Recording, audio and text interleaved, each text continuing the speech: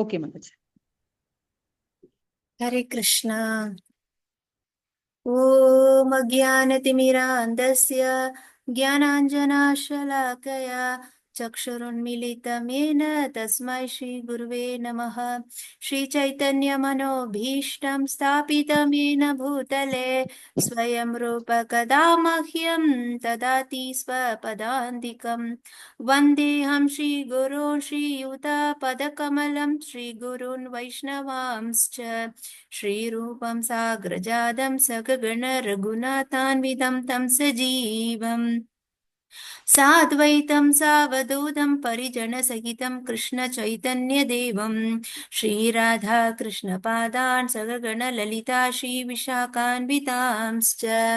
हे कृष्णा करुणा सिन्धो दीनबन्धो जगत्पते गोपेश गोपिका कान्त राधा कान्त नमोऽस्तु ते। तप्तकाञ्चन गौराङ्गी राधे वृन्दावनेश्वरी वृषभानुस्तु ते देवी प्रणमामि हरिप्रिये।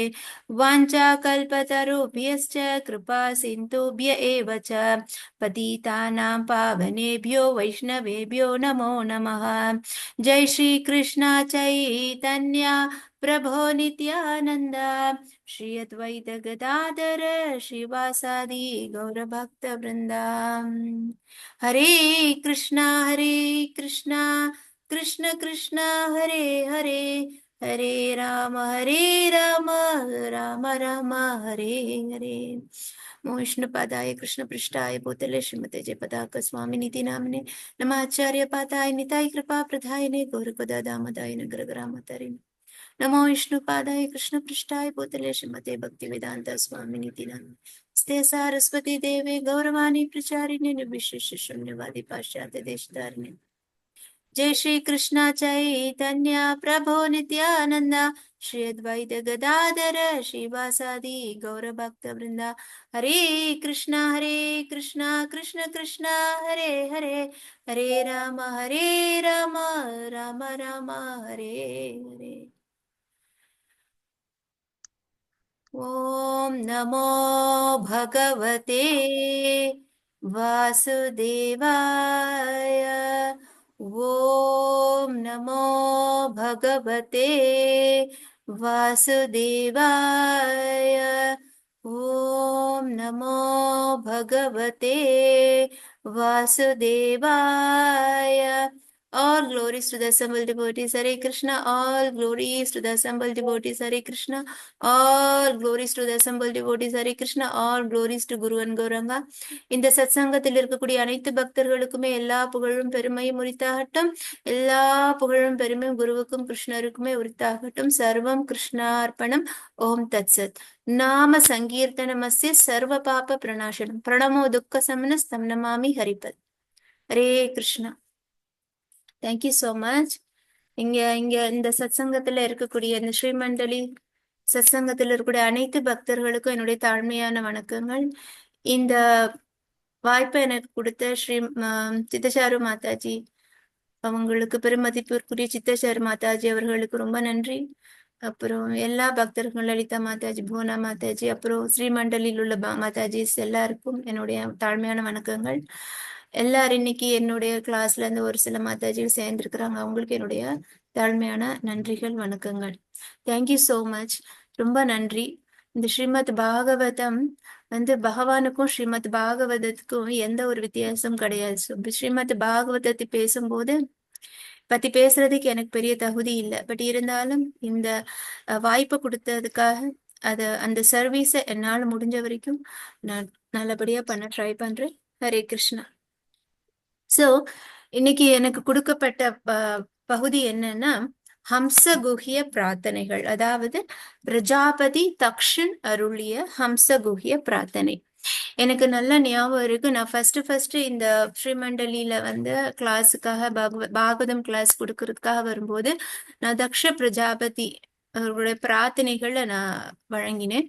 ஸோ இதுல ஸோ இதே இப்ப திருப்பியும் அதே தக்ஷனுடைய பிரார்த்தனைகளை நான் சொல்றேன். அது ஒரு கோயின்சிடன்ஸான்னு தெரியல. ஸோ நிறைய பேருக்கு தக்ஷ பிரஜாபதியோட கதை உங்களுக்கு தெரியும். ஏன்னா இது இப்போ நம்ம இருக்கிறது 6வது காண்டம், சிக்ஸ்த் கேண்டோ அப்படின்னு சொல்லுவாங்க. அதுல நம்ம இருக்கிறோம். ஆனா நம்ம வந்து இதுக்கு முன்னாடி அவரை பார்த்திருக்கிறோம். அவரு வந்து 4வது காண்டத்துல வந்து தக்ஷ பிரஜாபதியோட கதை வருது. அதுல தக்ஷ பிரஜாபதி வந்து பிரம்மாவோட குழந்தையா இருக்கிறாரு. அப்புறம் அவருடைய பெண் வந்து பாத்தீங்கன்னா சதி. அப்போ வந்து பிரம்மாவுடைய அட்வைஸ் படி, அவங்க வழிகாட்டுதலின் படி சத்திய வந்து யாருக்கு திருமணம் செய்து கொடுக்குறாங்க? அவங்க சத்திக்கு வந்து சிவபெருமான திருமணம் செய்யறதுக்கு ரொம்ப ஆசை இருக்குது. ஸோ தக்ஷனுக்கு வந்து தான் பிரஜாபதி அப்படிங்கிற ஒரு கர்வம் இருக்குது.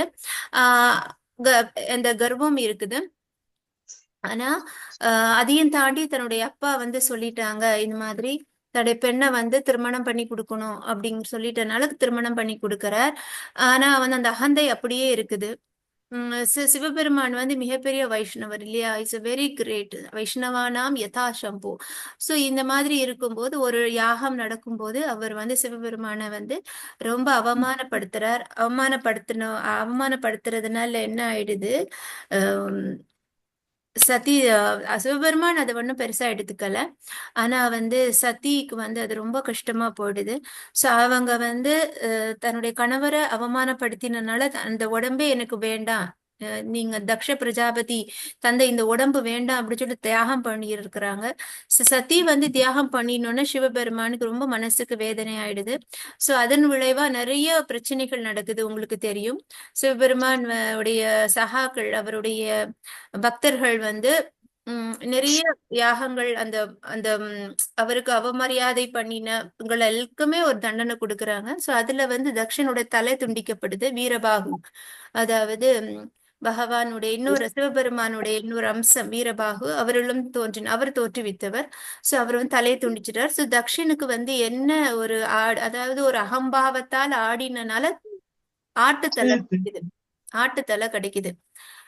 சோ இதுல நம்ம ரொம்ப முக்கியமா பார்க்க வேண்டியது என்ன அப்படின்னா, தக்ஷன் வந்து சிவபெருமான ஹரே கிருஷ்ணா, சிவபெருமான வந்து அவமானப்படுத்தினார். இப்ப நம்ம ரொம்ப முக்கியமான ஒரு, ஏன்னா இன்னைக்குள்ள டாபிக் அதை பத்தி விஷயம். அவர் பெரிய பக்தர். நீங்க வந்து தக்ஷ பிரஜாபதினு சொன்னோன்னு இவர் வந்து இப்படி அகந்தையால நடந்துகிட்டாரு, சிவபெருமான அவமானப்படுத்திட்டாரு, அப்போ அவர் வந்து ரொம்ப சாதாரணமானவர் அப்படின்னு நினைக்க கூடாது. நீங்க தக்ஷ பிரஜாபதி, பிரஜாபதி அப்படின்னா அவர் வந்து கிரியேஷன் பண்ற அளவுக்கு அவர் வந்து சக்தி. அவர் வந்து இப்ப நம்ம அந்த பூலோகத்துல இருக்கோம் இல்லையா, இவங்க பிரஜாபதிஸ் எல்லாம் மகர லோகத்துல இருப்பாங்க. இப்போ நம்ம வந்து ரஜகுணத்துல இருந்தோம்னா நம்ம திருப்பி இந்த பூமிக்கு வந்து பிறப்பெடுப்போம். சோ அவங்க எந்தெந்த நிலையில இருக்கிறாங்களோ அதுக்கு தகுந்த மாதிரி அவங்க பிறவி எடுப்பாங்க. இப்போ நீங்க வந்து நல்ல சுத்த சத்துவத்துல இருக்கிறீங்க அப்படின்னா நீங்க பகவானோட உலகத்துக்கு போயிடுவீங்க. நீங்க சத்துவ குணத்துல வாழ்ந்தீங்கன்னா நீங்க இந்த பூமிக்கு வர வேண்டிய வாய்ப்பு இருக்கு. மேபி நீங்க சொர்க்க லோகத்துல போகலாம், நீங்க கிண்ணறர்களுடைய லோகத்துக்கு போகலாம். அங்கே இருந்து நீங்க நல்ல ஒரு நல்ல சேவை செய்து திருப்பி நீங்க வந்து பகவானுடைய உலகத்துக்கு போகலாம். நீங்க ரஜோகுணத்துல இருந்தாதான் இந்த பூமிக்கு வரணும். தமோ குணத்துல இருந்தீங்கன்னா பகவான் சொல்றாரு நீங்க வந்து எங்க போகணும், நம்ம நரகத்துக்கு போகணும். கரெக்டா? இதெல்லாம் நம்மளுக்கு தெரியும். சோ நம்ம வந்து சத்துவ குணத்துக்கு ஏன் வரணும் அப்படின்னா, அட்லீஸ்ட் நான் ஒரு மனித பிறவியோட நான் ஒரு மேல் உலகங்கள்ல இருப்பேன், அப்ப என்னுடைய குணம் வந்து கொஞ்சம் பெட்டர் ஆகும் அப்படிங்கிறது. சோ தக்ஷ பிரஜாபதி வந்து நீங்க வந்து அப்படி நினைக்க கூடாது. இதுல என்னன்னா யாரு வேணா மாயைக்குள்ள போயிடலாம், யார் வேணா ஒரு செகண்ட்ல போயிடலாம். அது என்ன தெரியுமா? அகங்காரம். ஏன்னா இன்னைக்குள்ள டாபிக் முக்கியமா அகங்காரம், மாயை பத்தி நம்ம யோசிக்கணும். சோ இந்த அகங்காரம்ங்கிற அந்த ஒரு சின்ன விஷயம், நான் பிரஜாபதி, என்னுடைய மருமகன் எனக்கு ஈக்குவலா இல்ல, அப்படி ஈக்குவல், அவரை விட இவர் பெரியவர், ஆனா அந்த அகங்காரம் வந்து அவருடைய புத்தியை அழிச்சிடுச்சு. கரெக்டா? அதனால அந்த மாயை, அந்த அகங்காரம் வந்துன்னா பகவான்கிட்ட இருந்து நீங்க பிரிஞ்சுட்டீங்க. அந்த மாயை வந்து அப்படியே கவர் பண்ணிடும் உங்களுக்கு, அந்த அறிவு வந்து உங்களை விட்டு போயிடும்.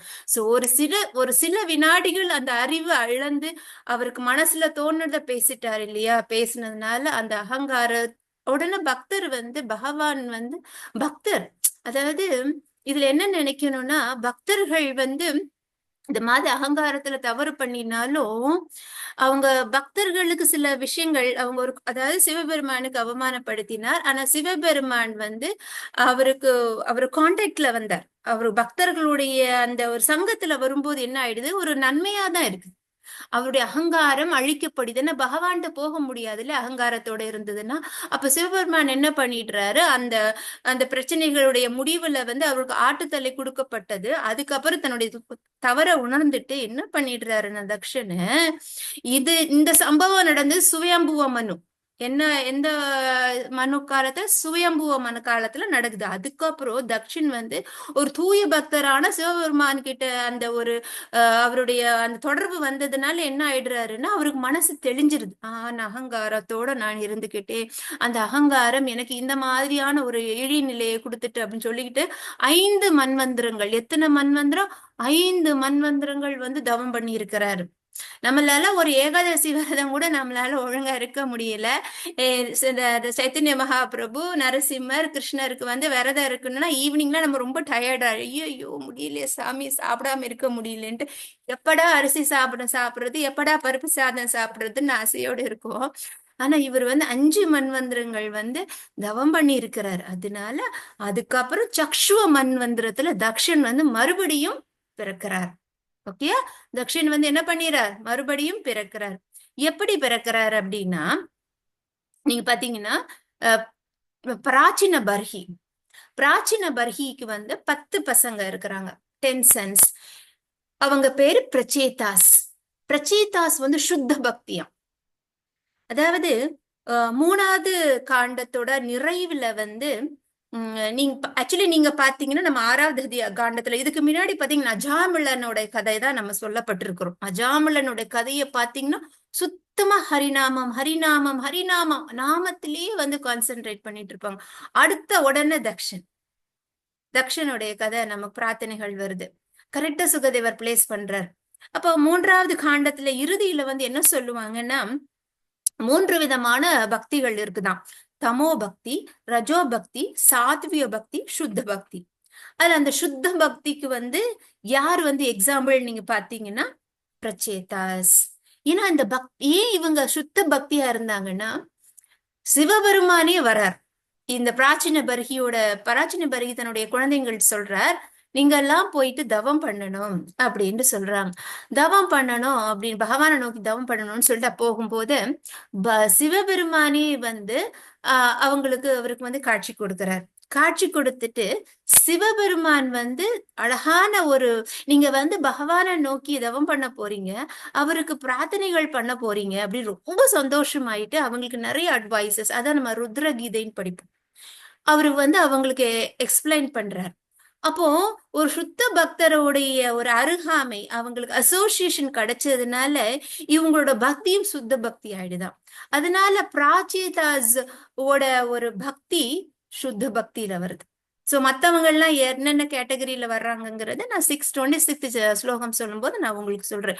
அப்ப இந்த பிராச்சேதர்ஸ், அப்படி சுத்த பக்தி பண்ணக்கூடிய பிராச்சேதர்ஸ் வராங்க. அப்ப அவங்க என்ன பண்ணாங்க, கடலுக்கு அடியில போயிட்டு அவங்க பிரார்த்தனைகள் பண்றாங்களா.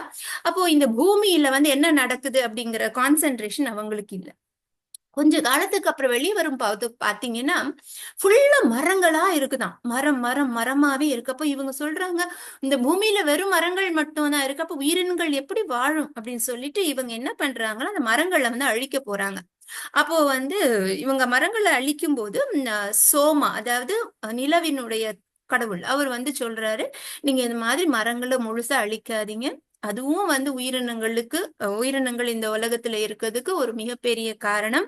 சோ நீங்க வந்து அந்த உயிரினங்களை இந்த மரங்களை அழிக்காதீங்க அப்படின்னு சொல்றாங்க.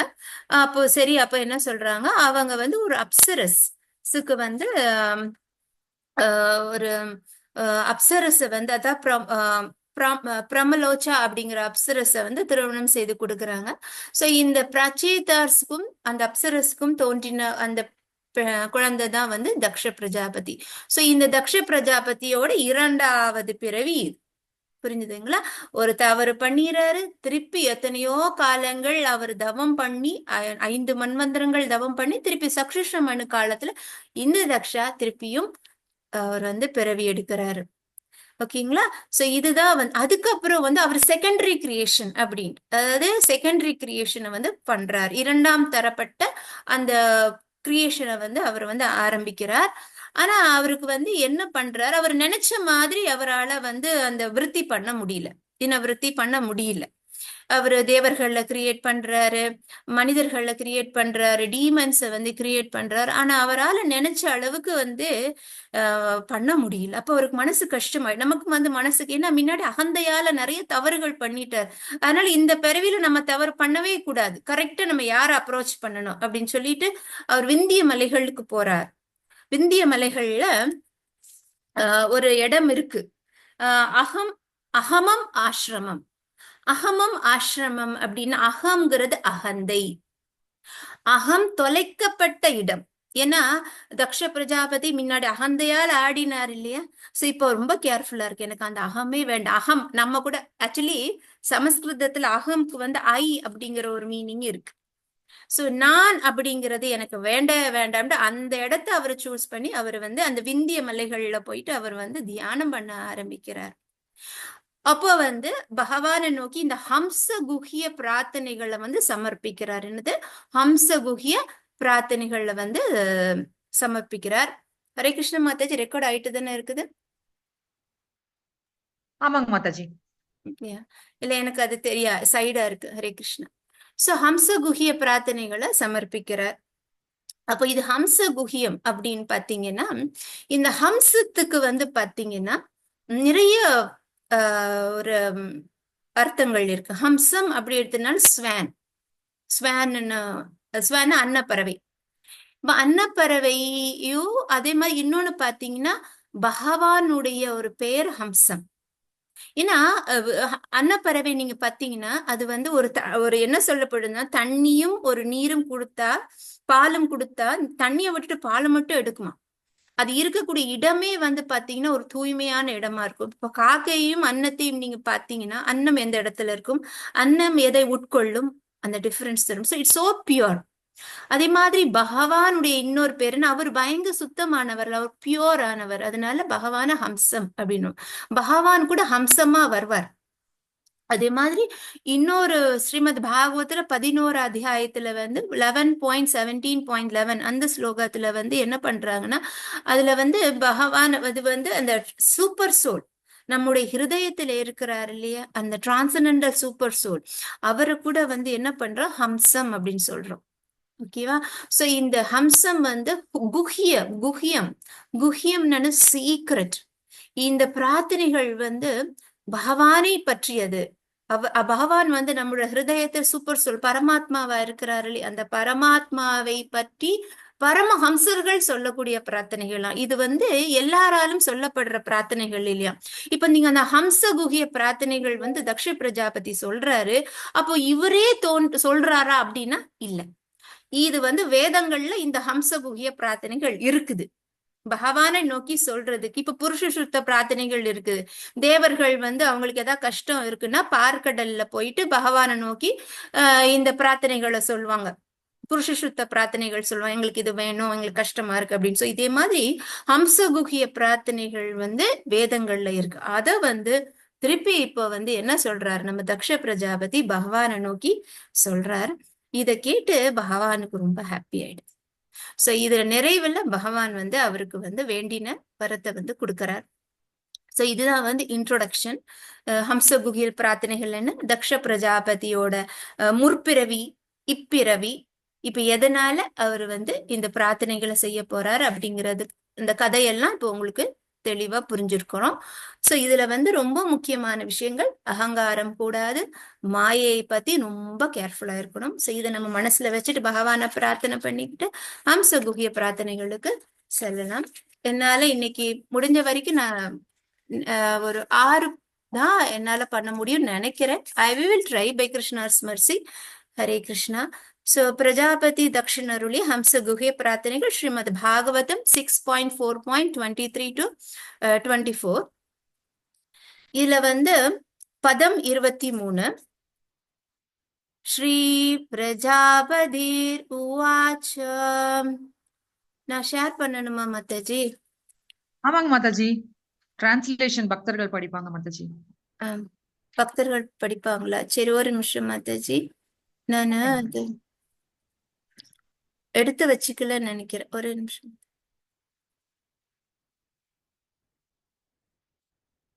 எஸ், நான் ஷேர் பண்ணிடுறேன் மாதா. ஜஸ்ட் 2 மினிட்ஸ் கொடுங்க. ஹரே கிருஷ்ணா. என்ன நம்பர் மாதாஜி? 6.4. 6.4 என்கிட்ட மாதாஜி கொடுத்தாங்க மாதாஜி. பிடிஎஃப் தான் இருக்குது. நான் ஷேர் பண்ணிட்டேன்னு நினைக்கிறேன். உங்களால பார்க்க முடியுதா? எஸ் மாதாஜி. எஸ் எஸ், சரியா பார்க்க முடியுதா மாதாஜி?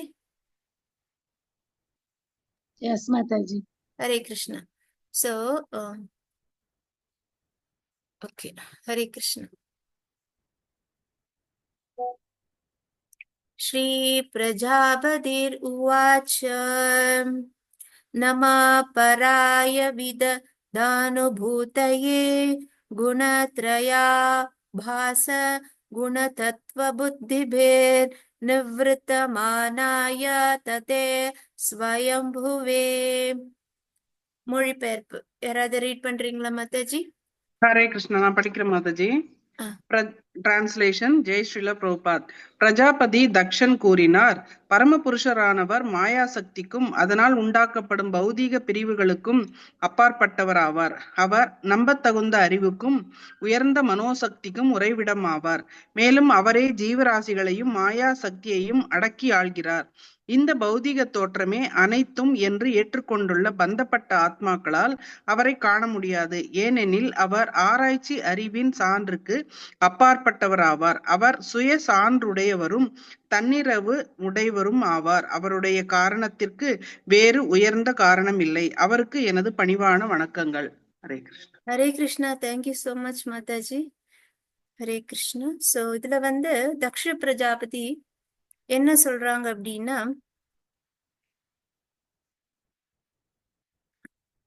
ஓகே, பரமபுருஷ சக்தியானவர் மாயா சக்திக்கும் அதனால் உண்டாக்கப்படும் பௌதீக பிரிவுகளுக்கும் அப்பாற்பட்டவர். நீங்க பாருங்களேன், பகவான் பகவத்கீதை 9.10ல என்ன சொல்றாங்கன்னா, மாயாத்யக்ஷேன பிரகிருதி சூயத்தே ச சராசரம் ஹேதுனானீன கௌந்தேய ஜெகத் விப்ரை வர்த்ததே. பகவான் என்ன சொல்றாரு அப்படின்னா, இந்த மாயா சக்தி என்னுடைய சக்தி, அது என்னுடைய கண்ட்ரோல்ல தான் வேலை செய்யுது. ஓ குந்தியின் மகனே, அது எல்லாவற்றையும் உருவாக்குது, அசைபவை அசையாபவை. அதே மாதிரி அதுக்கப்புறம் என்னது, அதன்படி கிரியேஷன் நடக்குது. அதுக்கப்புறம் திருப்பி அது அழிக்கப்படுது, திருப்பி உருவாக்கப்படுது. சரியா? சோ இது எல்லாமே இந்த உலகத்துல இருக்கிறது எல்லாமே அந்த மாயா சக்தி தான் பண்ணுது. ஆனா அந்த மாயா சக்தி யாரோட கண்ட்ரோல்ல இருக்கு தெரியுமா? என்னோட கண்ட்ரோல்ல இருக்குது அப்படின்ட்டு. இது பிரபுபாதர் ஒரு அழகா சொல்லுவாங்க. ஒரு ஒரு அவருடைய வாழ்க்கையில ஒரு சம்பவம். பிரபுபாதர் விருந்தாவனத்துல நீங்க பாத்தீங்கன்னா, அவருடைய ஒரு குடிசையில உட்கார்ந்துட்டு இருக்கிறார் பிரபுபாதர். அப்போ சின்ன குருவிகள் அது இப்போ நீங்க பாத்தீங்கன்னா குடிசைங்கிறப்போ சின்ன சின்ன அந்த இந்த மாடங்கள் இருக்கும், இந்த விளக்கு எல்லாம் வைக்கிறதுக்கு சின்ன சின்ன ஓட்டை எல்லாம் இருக்கும். அப்போ அந்த மாதிரி இருக்கவே ஒரு சின்ன ஓட்டை இருந்துச்சு. அப்ப அதுல 2 குருவி போயிட்டு இருந்துச்சு. அப்போ பிரபுபாதர் சொன்னாரா, இது மாதிரி இந்த 2 குருவிகள் கச்ச கச்ச கச்ச கச்ச கச்சன்னு சத்தம் போட்டுக்கிட்டே இருக்குது. காலையில எனக்கு நான் பிரபுபாதர் ரெக்கார்ட் பண்ணுவார் இல்லையா, அந்த மாதிரி அவருடைய பாகவதம் ரெக்கார்டிங் எல்லாம் பண்ணும்போது எனக்கு ரொம்ப டிஸ்டர்பன்ஸா இருக்குது அப்படின்ட்டு சொன்னாங்க. அப்ப அந்த பக்தர் சொல்வார், சரி பிரபுபாதர், அப்போ இந்த ஓட்டை வர்றதுனால வருதுன்னு சொல்லிட்டு அவர் சில ஸ்ட்ராஸ் இருக்கு இல்லையா, சில சருகுகளை கொண்டு கொண்டு வைப்பாரு. இது ஒரு குருவியா போனது 2 குருவி தன்னோட இணையும் கூட்டிட்டு அந்த சருகெல்லாம் எடுத்து எடுத்து போடுதான். இவரும் ட்ரை பண்ணி பாக்குறா. பிரபுபாதர் இதை பார்த்துட்டே இருக்காரு. அவருடைய தலையை இன்னொரு அவருடைய சீடர் மசாஜ் பண்ணிட்டு இருக்கிறார், எண்ணெய் வச்சிட்டு இருக்கிறார், பார்த்துட்டு இருக்கிறார். இந்த பக்தரும் ரொம்ப முயற்சி பண்றாரு. அந்த அந்த அந்த ஸ்ட்ராவெல்லாம் அது எடுத்து எடுத்து போட்டுட்டே இருக்குது. என்ன பண்றதுன்னே தெரியல. கடைசி ஒரு பெரிய கார்ட்போர்டு எடுத்துட்டு என்ன பண்ணிருந்தாருன்னா, அந்த ஓட்டையை அடைச்சிடுறாரு. அப்புறம் இந்த குருவி வந்து திருப்பி வந்து என்ன பண்ணுது, முயற்சி பண்ணுது அதை எடுக்கிறதுக்கு. அப்புறம் பார்த்தா ஐயோ நம்ம அந்த சின்ன சின்ன அந்த புல்லெல்லாம் வைக்கும் போது அதை இழுத்து இழுத்து போட்டுட்டு இருந்துச்சு. அதை அடைக்க புல்லை வச்சு அடைக்க ட்ரை பண்ணும்போது ஆனா பெரிய கார்ட்போர்டு வச்சோன்னு என்ன பண்ணிடுது, இது அந்த கார்ட்போர்டை இதால கொத்தி தள்ள முடியல. உடனே ட்ரை பண்ணுச்சு, அப்புறம் முடியல அப்படின்னு சொல்லிட்டு போயிடுது. அதுதான் பிரபுபாதர் வந்து இதை பார்த்துட்டே இருந்தாராம். அப்ப பிரபுபாதர் சொன்னாராம், பாத்தீங்களா இந்த குருவிகள் வந்து முயற்சி பண்ணிட்டு இருந்துச்சு. இதே மாதிரிதான் வந்து நம்ம மக்களும் வந்து நம்ம என்ன பண்ணதோ அப்படின்னா, நம்ம வந்து ஒரு மாயா சக்தியால நம்ம வந்து ஒரு கண்ட்ரோல் பண்ணப்படுறோம். அதுக்கு தெரியல, இந்த கார்ட்போர்டை வச்சு நம்மள வந்து அடைக்க ட்ரை பண்றாங்க. நம்ம வரக்கூடாது அப்படின்ட்டு ஒரு விஷயத்த வச்சு அடைக்க ட்ரை பண்றாங்க. ஆனா அதுக்கு புரியல. ஆனா அது வந்து திருப்பி திருப்பி முயற்சி பண்ணிட்டு இருக்கு. ஒரு காலகட்டத்துல வந்து அது முடியாம அது என்ன போயிடுது. சோ இது மாதிரி நம்ம மக்களும் வந்து இந்த உலகத்துல வந்து எல்லாரும் வந்து ஒரு முயற்சி பண்ணிட்டு இருக்கிறாங்க. தேவை, எல்லாருக்கும் மெட்டீரியல் திங்ஸ் தேவைதான். ஆனா அதையும் மீறி ஒரு ஆசையினால எல்லாரும் மேலும் மேலும் வேணும் வேணும் வேணும் வேணும் அப்படின்ட்டு அவங்க வந்து ஒரு நிறைய கம்ஃபர்ட்ஸ் வேணும், நிறைய அது வேணும் இது வேணுங்கிற ஒரு ஆசையில முயற்சி பண்ணிட்டு இருக்கிறாங்க. ஆனா வந்து அவங்க மறந்துடுறாங்க, நம்மள ஒரு சக்தி ஸ்டாப் பண்ணிக்கிட்டே இருக்கு, நம்மள ஒரு சக்தி கண்ட்ரோல் பண்ணிக்கிட்டே இருக்கு அப்படிங்கிறத வந்து அவங்க வந்து மறந்துடுறாங்க அப்படின்ட்டு ஆஹ் பிரபுபாதர் சொல்றாரு. ஆனா பக்தர்கள் வந்து என்ன ஆகுது அப்படின்னா, இத பத்திலாம் அவங்களுக்கு நல்லாவே தெரியும். அவங்களுக்கு வந்து என்ன தெரியும்னா, நம்முடைய மனசுல ஒரு ஆத்மா இருக்கு, பகவான் பரம புருஷரா இருக்கிறாரு, அப்புறம் ஒரு மாயா சக்தியும் இருக்குது. ஆனா அந்த மாயா சக்தி வந்து பகவானுடைய கண்ட்ரோல்ல வச்சிட்டு இருக்கிறார் அப்படிங்கிற ஒரு தெளிவான ஒரு சிந்தனை வந்து தெரியுது. ஆனா எல்லாருக்கும் வந்து அது தெரியறது இல்லை. சில பேருக்கு வந்து மாயா சக்தி மட்டும்தான் தெரியுது. அந்த மாயையும் கண்ட்ரோல் பண்ணக்கூடிய பகவான் வந்து நிறைய பேருடைய கண்களுக்கு அது தெரியறதே கிடையாது. இந்த உலகாய விஷயங்கள் மட்டும்தான் தெரியுது. ஆனா அந்த உலகாவிய விஷயங்களும் பகவானுடைய கண்ட்ரோல்ல இருக்கு அப்படிங்கிறது தெரியல அவங்களுக்கு. பகவானையும் மாயையும் அவங்களால பிரித்து உணர முடியவே இல்லை. இப்போ ஒரு கோல் இருக்குது. கோலுங்கிறது என்னது? கரி. இது வந்து கருப்பா தான் இருக்குது. ஆனா அது வந்து ஒரு ஃபயர் கிட்ட வரும்போது அது வெளிச்சம் ஆகுது இல்ல, ஜக ஜக ஜக ஜகன்னு மின்னுது. ஆனா அதே அந்த அந்த தீ வந்து போயிடுச்சுன்னா திருப்பி கருப்பா சாதாரண ஒரு கறிக்கட்டையா ஆயிடுது. இதே மாதிரி நிறைய பேருக்கு வந்து தெரியறது இல்ல, நம்ம பகவான் இல்ல அப்படின்னா நம்ம ஒண்ணுமே இல்ல, பகவான் இருக்கிறதுனாலதான் நம்மளால எல்லா விஷயங்களும் பண்ண முடியுது அப்படிங்கிறது அவங்களுக்கு தெரியுதுல. எல்லாமே நான் பண்ணிடுறேன், நான் செய்திடுறேன், எல்லாத்துக்குமே நான் தான் காரணம் அப்படின்ற மாதிரி ஒரு மாயையில இருக்கிறாங்க. அவங்களுக்கு தெரியல, எல்லாத்தையுமே கண்ட்ரோல் பண்றது, அந்த மாயையே கண்ட்ரோல் பண்றது பகவான் தான் அப்படின்னு அவங்களுக்கு தெரியல. இப்ப பாத்தீங்கன்னா பகவான் சொல்றார், மமைவாம்சோ ஜீவலோகி ஜீவபூத சனாத்தன மனசஷ்டானி இந்திரியாணி பிரகிருதிஸ்தானி கர்ஷதி. நீங்க எல்லாரும் என்னுடைய அம்சம் அப்படின்னு சொல்றாரு. நம்ம எல்லாம் பகவானுடைய அம்சம் தான். ஆனா பகவானோட இணைஞ்சு இருக்க வரைக்கும் தான் நம்மளுக்கு பாதுகாப்பு மரியாதை. இல்லாட்டினா நம்மளுக்கு அது கிடையாது. அது நிறைய பேருக்கு தெரியறது இல்ல. நம்ம அவரை விட்டு ஓடுறதுலயோ அவரை கண்டுக்காம இருக்கிறதுலயோ தான் நம்ம முழு கவனத்தையும் நம்ம செலுத்துறோம். இப்ப நீங்க பாத்தீங்கன்னா ஒரு வண்டியில இருந்து ஒரு போல்ட் விழுந்துருது. ஒரு லாரி இருக்குன்னு வைங்களேன், அந்த லாரியில இருந்து போல்ட் விழுந்துருது, அது தெருவுல கிடக்குது. அத வந்து ஒரு காயலாங்கடைக்கு கொண்டு போனீங்கன்னா அவன் 5 ரூபா 10 ரூபா தான் போடுவான். ஆனா அதே இது வந்து அந்த வண்டியோட அந்த பாகத்துக்கு பாகம் பொருத்தக்கூடிய இடத்துக்கு நீங்க கொண்டு போனீங்கன்னா, ஆஹா இது வண்டிக்கு உள்ள, இது வண்டி, இந்த வண்டிக்கு உள்ள போல்ட், இதுக்கு ஒரு 200 ரூபாய் கொடுக்கலாம், ஏன்னா இது ஃபிட் பண்ண அந்த வண்டியே ஓடிடுமா அப்படின்னு சொல்லிட்டு அதனுடைய மதிப்பு வந்து கூடிடும். சோ இது மாதிரி நம்ம பறவைகள் மாதிரி நம்ம வந்து யாரு முழு காரணம் நம்ம பின்னாடி இருக்கிறாரு அப்படிங்கறத புரியாம சக்க சக்க சக்க சக்க சக்கன்னு ரொம்ப சத்தம் போட்டுக்கிட்டு நம்ம இந்த உலகத்துக்குள்ளேயே சுத்தி வந்துட்டு இருக்கிறோம். சோ நம்ம அந்த போல்ட் மாதிரி தனியா சும்மா அந்த வண்டியோட இணைச்சிருந்தாதான், பகவான்கிற அந்த வண்டியோட இணைக்கும் போது நம்மளுக்கு வந்து பெருமை கூடுது. ஆனா தனியா இருக்கும்போது, ஒரு காயலாங்கடைக்கு போகும்போது அதனுடைய மதிப்பு ஒரு 5 ரூபாய் 10 ரூபாய். சோ அந்த மாதிரிதான் நம்முடைய நிலைமை. சோ இங்க வந்து பாத்தீங்கன்னா, இப்போ சுதாமா பிராமணருடைய கதை கேளுங்களேன். அவருக்கு வந்து எதுவுமே, அவர் எல்லாத்தையும் பகவான் கூட இணைச்சுக்கிட்டார். சோ அவரு எல்லாத்தையும் தன்னுடைய வாழ்க்கையில பகவானோட இணைச்சுக்கிட்டு இருக்கும்போது, பகவானும் அதே அளவுக்கு அன்பை வாரி வாரி வழங்கினார். சோ பகவானே வந்து அவருடைய காயில கழுவினாரு, அவருக்கு வேண்டிய மரியாதையை கொடுத்தார். அப்போ அது குடிக்கும்போது பாத்தீங்கன்னா, அவரு வந்து தன்னுடைய வாழ்க்கையில நிறைய கஷ்டங்கள் இருந்தது. அவர் பகவானை வந்து பார்க்க போனார். மனைவி என்ன சொன்னாங்க அப்படின்னா, நம்ம வந்து கஷ்டத்துல இருக்கோம், பகவான் கிட்ட வந்து ஏதாவது வாங்கிட்டு வாங்க அப்படின்னு சொன்னாரு. ஆனா அவருக்கு வந்து அது மனசுல வந்து பகவான்கிட்ட எதுவும் வாங்கணும் அப்படிங்கிற எண்ணம் இல்ல. அவரு தன்னுடைய வாழ்க்கையில பகவானுடைய பிளான் அப்படியே அக்செப்ட் பண்ணிக்கிட்டார்.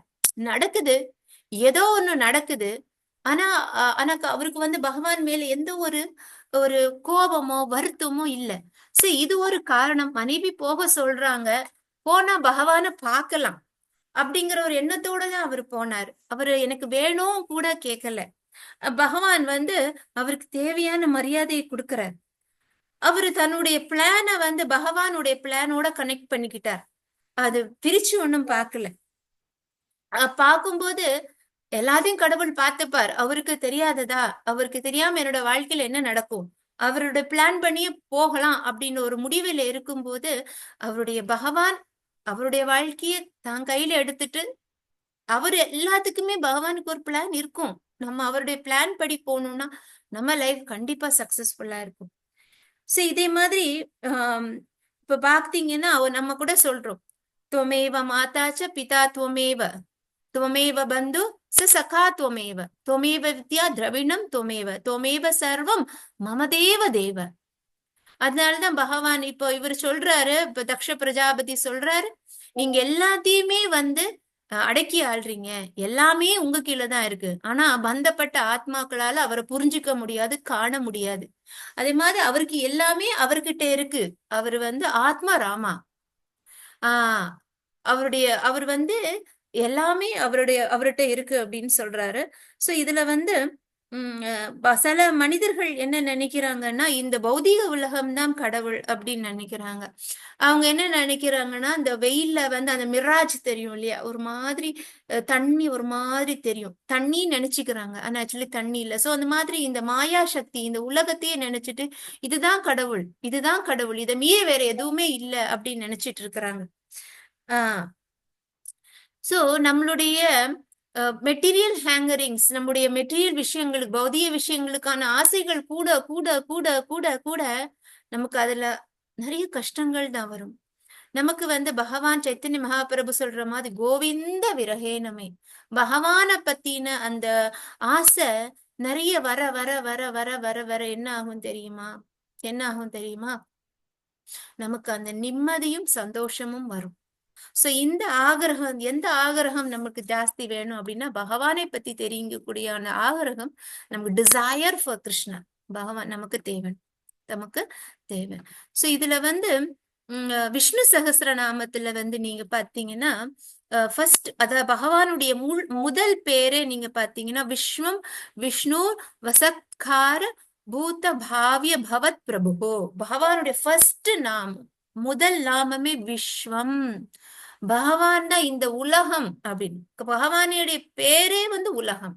இந்த என்டையர் வேர்ல்ட், இந்த உலகமே பகவான், இந்த உலகமே பகவான்கிட்ட இருந்துதான் வந்துட்டு இருந்தது அப்படின்ட்டு இந்த விஷ்ணு சஹஸ்ரநாமம் ஆரம்பிக்குது. பாத்தீங்கன்னா இன்னொரு அழகான ஒரு ஒரு பாகவதத்திலே பாத்தீங்கன்னா, முச்சுக்குந்து மகாராஜாவோட கதை வரும். முச்சுக்குந்து மகாராஜா வந்து எப்படி பண்ணுவார்னா, தேவர்களுக்காக அவர் வந்து நிறைய தடவை வந்து போர் செய்திருப்பார். அப்ப ரொம்ப டயர்ட் ஆயிருவார். அப்போ வந்து அவர் இப்போ இந்திரன் சொல்லுவாரு, உங்களுக்கு என்ன வேணும் அப்படின்னு சொல்லும்போது அவர் சொல்லுவார், நான் ரொம்ப நாள் உங்களுக்காக வந்து போரிட்டுட்டேன், சோ எனக்கு வந்து ரொம்ப டயர்டா இருக்கு, நான் வந்து ரெஸ்ட் எடுக்கணும் அப்படின்னு சொல்லுவாரு. சரி ஓகே, நீங்க ரெஸ்ட் எடுத்துக்கோங்க அப்படின்ட்டு சொல்லுவாங்க. அப்ப முச்சுக்குந்து மகாராஜா ரெஸ்ட் எடுத்துட்டு இருக்கிறார். அப்போ வந்து அது என்ன காலகட்டம்னா காளையவன் அப்படிங்கிற ஒரு அசுரன் வந்து கிருஷ்ணருக்கும் சண்டை நடக்குது. இவர் ஒரு முச்சுக்குந்து மகாராஜா குகையில தூங்கிட்டு இருக்கிறார். தூங்கிட்டு இருக்கும்போது இந்த காளையவன் வந்து ஆக்சுவலி பகவான் வந்து திடீர்னு யுத்தம் பண்ணிட்டு இருக்கிறார். இடையில வந்து என்ன பண்ணிடுறாரு, ஓடுறார். இந்த காளைவன் என்னடா இவரு பெரிய கர்வமாடா, என்ன பார்த்துதான் சாமி ஓடுறாரு அப்படின்னு சொல்லிட்டு பகவான் கிருஷ்ணர் ஓடுறான்னு சொல்லிட்டு துரத்திட்டு போகும்போது என்ன ஆயிடுது, பகவான் கொஞ்சம் அப்படி போக்கு அமைச்சிடுறாரு. இவரு இந்த காளையவன் வந்து அந்த முச்சுக்குந்தர் மகாராஜா தூங்கிட்டு இருக்கக்கூடிய அந்த குகைக்குள்ள போயிடுறாரு. யாரோ ஒருத்தர் தூங்கிட்டு இருக்காரு. இவரு என்ன நினைச்சிட்டாரு, கிருஷ்ணர் தான் ஓடி வந்து தூங்கிட்டு இருக்கிறாரு அப்படின்னு சொல்லிட்டு என்ன பண்ணிடுறாரு, கோவத்துல அந்த போர்வை எடுத்துடுறாரு. முச்சுக்குந்த ராஜாவுக்கு டிஸ்டர்ப் ஆயிடுது தூக்கம். ரொம்ப அப்படி கண்ணுல கோவம் வந்து காளையவனை பார்க்கும்போது காளையவன் வந்து பஸ்வம் ஆயிடுறாரு. அப்புறம் என்னடா அப்படின்னு சொல்லி திருப்பி பார்க்கும் இன்னொருத்தர் ரொம்ப அழகா சிரிச்சுக்கிட்டே இருக்கிறாரு. குண்டலங்களோட அழகா தாமரை பூவோட அந்த கஸ்தூர்ப மணியோட எல்லாம் அழகா ரொம்ப அழகா இருக்கிறாரு. அப்போ இவர் கேக்குறாரு, இவ்வளவு அழகா இருக்கிறீங்க, இந்த மாதிரி நான் யாரும் அழகா பார்த்ததே இல்லை. தாமரை பூ தாமரையா பாதமா இன்னும் தெரியலையே, இவ்வளவு அழகா இருக்கிறீங்களே அப்படின்னு சொல்லிட்டு கேக்குறாரு. உடனே முச்சுக்குந்த ராஜா சொல்றாரு, ஆஹா நான் வந்து ஃபர்ஸ்ட் இது வந்து எப்படி நீங்க யாருன்னு நான் ஃபர்ஸ்ட் கேட்க கூடாது, நான் ஃபர்ஸ்ட் யாரு நான் என்ன சொல்லிட்டு அப்புறம் நான் கேட்கிறேன் அப்படின்னு சொல்றாரு. அப்ப முச்சுக்குந்த ராஜா சொல்றாரு, நான் வந்து இக்ஷ்வாகு குலத்துல உள்ள ராஜா, மத்த ராஜாக்கள் அளவுக்கு நான் ரொம்ப பெரியவன் எல்லாம் கிடையாது, ரொம்ப சாதாரணமானவன். நான் வந்து தேவர்களுக்காக நிறைய போர்கள் பண்ணியிருக்கிறேன், நீங்க யாருன்னு சொல்லுங்க அப்படின்னு கேக்குறாரு. அப்போ வந்து பகவான் சொல்றார், ஸ்ரீ பகவானு வாச்ச, ஸ்ரீமத் பாகவதம் 10.51.36 பகவான் சொல்றார், ஸ்ரீ பகவானு வாச்ச ஜன்ம கர்மாபிதானானி சாந்திமேக்ன சஹஸ்ரஷः ந சக்யந்தேனுஷந்த்யாத்தும் அனந்த்வான் மயாபிஹி. பகவான் சொல்ற, ஓ மை டியர் ஃப்ரெண்ட், என்னோட அருமையான தோழரே, நான் 1000 பிறவிகள் எடுத்திருக்கிறேன், 1000 வாழ்க்கைகள் வாழ்ந்திருக்கிறேன், 1000 பேர்கள் எனக்கு உண்டு. என்னுடைய பிறவி, என்னுடைய செயல்கள், என்னுடைய பெயர்கள் எல்லாமே லிமிட்லெஸ். அதுக்கு கணக்கே கிடையாது. அண்ட் என்னால கூட அதை கணக்கு பண்ண முடியாதுன்னா பாத்துக்கோங்க, என்னால கூட கவுண்ட் பண்ணவே முடியாது. அடுத்த ஸ்லோகம் சொல்றாரு, வச்சித் ரஜாம்சி விமமே பார்த்திவாணி உரு ஜன்ம பிஹி குண கர்மாபிதானானி நமே ஜன்மாபி கர்ஹிச்சேத். அப்புறம் சொல்றாரு, நிறைய லைஃப் டைம்ஸ், நிறைய வாழ்நாள்களுக்கு அப்புறம் இந்த பூமியில வந்து எவ்வளவு துகள்கள் இருக்கு, டஸ்ட் பார்ட்டிகல்ஸ் இருக்குங்கிறத உங்களால கவுண்ட் பண்ண முடியுமா? மேபி எத்தனையோ கோடி பிறவிகளுக்கு அப்புறம் உங்களால இந்த பூமியில எத்தனை துகள்கள் இருக்கு அப்படின்ட்டு கவுண்ட் பண்ணலாம், பண்ணாமலையும் போகலாம். அது மாதிரிதான். ஆனா நீங்க அந்த எவ்வளவு துகள்கள் இருக்குதோ அப்படிங்கறத நீங்க கவுண்ட் பண்ணலாம், கவுண்ட் பண்ணாமலும் போகலாம். ஆனா என்னுடைய குணங்களையும், என்னுடைய லீலைகளையும், என்னுடைய பேர்களையும், என்னுடைய நாமத்தையும் உங்களால கவுண்ட் பண்ணவே முடியாது அப்படின்னு ஸ்ரீமத் பாகவத்துல பகவான் சுயமா சொல்றார். யாருக்கிட்ட? முச்சுக்குந்த மகாராஜாட்ட சொல்றார். நீங்க ரீட் பண்ணி பார்க்கலாம். 10.51.36, 10.51.37 அப்படின்னு சொல்றாரு. ஆனா இப்போ வந்து நான் வசுதேவருடைய பையனாக வாசுதேவனாக வந்து இருக்கிறேன் அப்படின்னு சொல்றார். பிரம்ம சமீகத்தையில பிரம்மா சொல்றாரு, பெரிய பெரிய முனிவர்களால கூட பகவானுடைய அந்த நகத்தை மட்டும்தான், கால் நகத்தை மட்டும்தான் பார்க்க முடியுமா, எல்லாராலையும் அவரை பார்க்கவே முடியாதான். அவர் வந்து அஜித்தம், பராஜித்தம். அவரு வாமனாராவும் இருப்பாராம், திரிவிக்ரமாவரும் இருப்பாராம். சோ இந்த மாதிரி பகவான் வந்து எப்படி இருப்பாரு, எப்படி அப்படின்னு அந்த நம்முடைய ஆராய்ச்சி அறிவி, அதுதான் சொல்றால நம்முடைய தக்ஷ பிரஜாபதி சொல்றாரு, நம்முடைய ஆராய்ச்சி அறிவுக்கு வந்து அப்பாற்பட்டவராம். பாகவதம் சொல்லுதான், இந்த கடலுடைய அலைகளை வந்து கணக்கில் அடக்க முடியாது, அது மாதிரி பகவானுடைய அவதாரங்களை கணக்கில் எடுக்க முடியாது. ஏன்னா அவர் வந்து ரொம்ப குட்டி. இப்ப நீங்க பாத்தீங்கன்னா ஜெகநாதர்ன்னு சொல்றோம், ஜெகத்துக்கே அரசரு. ஆனா நம்மள அவரை குட்டி பொம்மையா ஆக்கி அந்த குட்டி தேருக்குள்ள வச்சு அடைச்சிடுறோம். அப்ப நம்மளுடைய அன்புக்காக பகவான் குட்டி உருவத்தை எடுத்து அந்த குட்டி தேருக்குள்ள உட்கார்ந்துட்டு இருக்கிறார். நமக்காக இருக்கிறார், நம்ம ஆசைப்படுறோங்கிறதுக்காக இருக்கிறார்.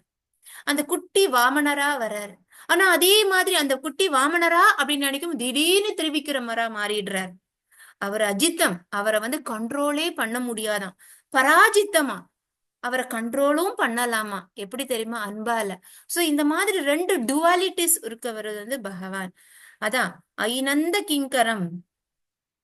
நமக்கு சைத்தன்ய மகாபிரபு சொல்றார், வேற எதுவுமே வேண்டாம், பகவானோட அந்த பாத துளி போதுமே, வேற எதுவுமே வேண்டாம் அப்படின்ட்டு சைத்தன்ய மகாபிரபு சொல்றாரு. சோ இதுதான் தக்ஷ பிரஜாபதியோட இந்த 23வது ஸ்லோகத்துல இருந்து நமக்கு தெரிகிறது.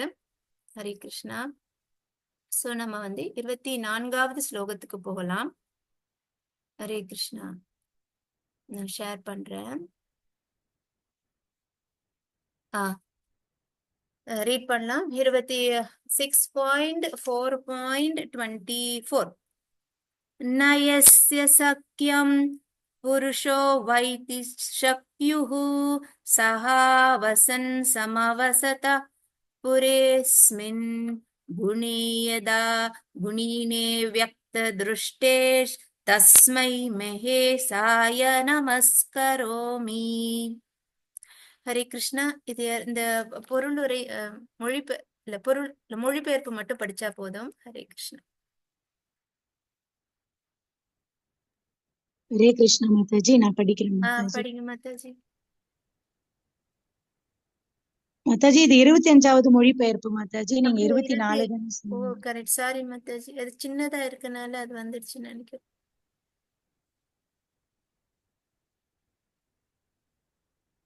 ஹரே கிருஷ்ணா. வந்துருச்சு புலன் பொருட்களால்.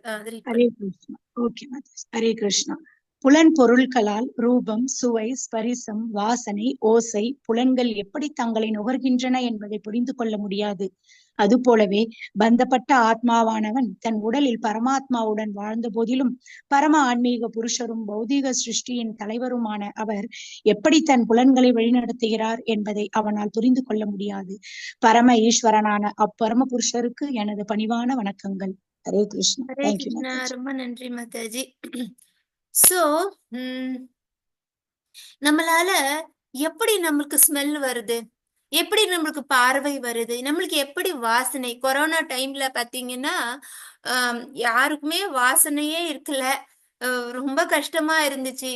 அப்ப வாசனை இல்ல நாக்குல. அப்ப நீங்க உடம்பு முடியாம போகும்போது உங்களுக்கு டேஸ்டே தெரியும். நல்ல பதார்த்தங்கள் இருந்தாலும் நமக்கு எல்லாமே மண்ணு மாதிரி இருக்கும். இதுக்கு எதுக்கு வெறும் சாதத்தை சாப்பிடலாமே அப்படின்னு சொல்லி நான் ஒரு டேஸ்டே தெரியலையே அப்படின்ற மாதிரி இருக்கும்.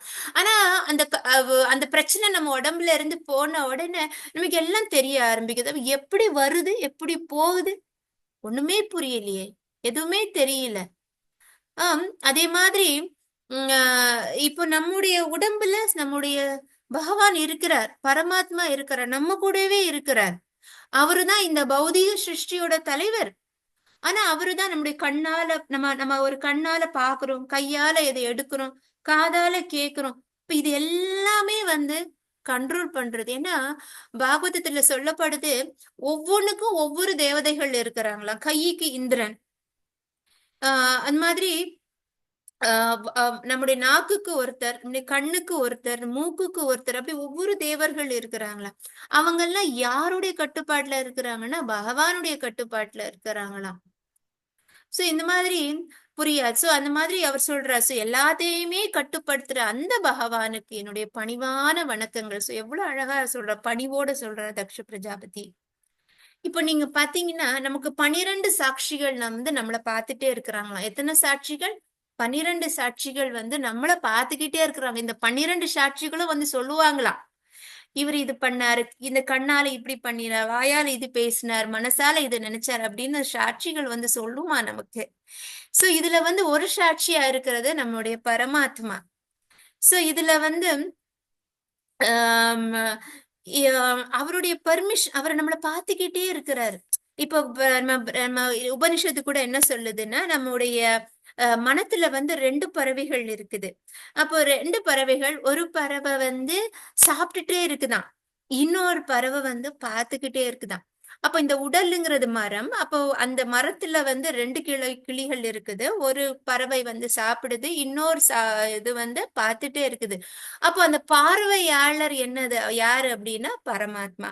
அப்ப அந்த உட்கொண்டு இருக்கிறது வந்து என்னது அப்படின்னா அந்த குருவி. அதாவது ஒரு பறவை. அது நம்முடைய ஆத்மா. ஓகேயா? சோ இதுல வந்து நம்ம என்ன நினைக்கிறோம்? என்னுடைய இஷ்டத்தால, என்னோட முயற்சியால நான் எல்லாத்தையும் செய்யறேன். நான் அடைஞ்சுக்கிட்டேன். நான் ஆசைப்பட்டது கிடைச்சிடுச்சு.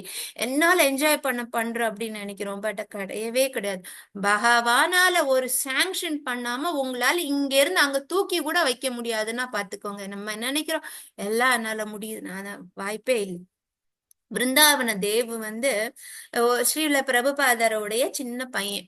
அப்போ வந்து சின்ன குழந்தை. அப்போ ஒரு டைம் வந்து அவர் நடந்து போயிட்டு இருக்கும்போது அப்ப அந்த குழந்தை கேட்டாராம், அப்ப நம்ம வீட்டுல இருக்கும்போது இந்த நிலவு வந்து நமக்கு மேல இருந்துச்சு. நம்ம இப்ப வெளியே தெருவுல போயிட்டு இருக்கும்போது அப்பவும் இந்த நிலவு நம்ம தலைக்கு மேலேயே இருக்குதேப்பா அப்படின்னு சொல்றாங்க. அப்ப பிரபுபாதர் அது சொல்ற, ஆமா இதே மாதிரிதான் நம்ம எங்க போனாலும் இந்த பகவான், நம்முடைய தந்தை ஆகிய பகவான் பரமாத்மா நம்மள வழி நடத்திக்கிட்டே போயிருக்கிறார். அவர் இல்லாம நம்ம எங்கேயுமே இருக்க முடியாது. இந்த உலகத்துல அவர் இல்லாத இடம் எங்க இருக்கு? இல்லவே இல்லை.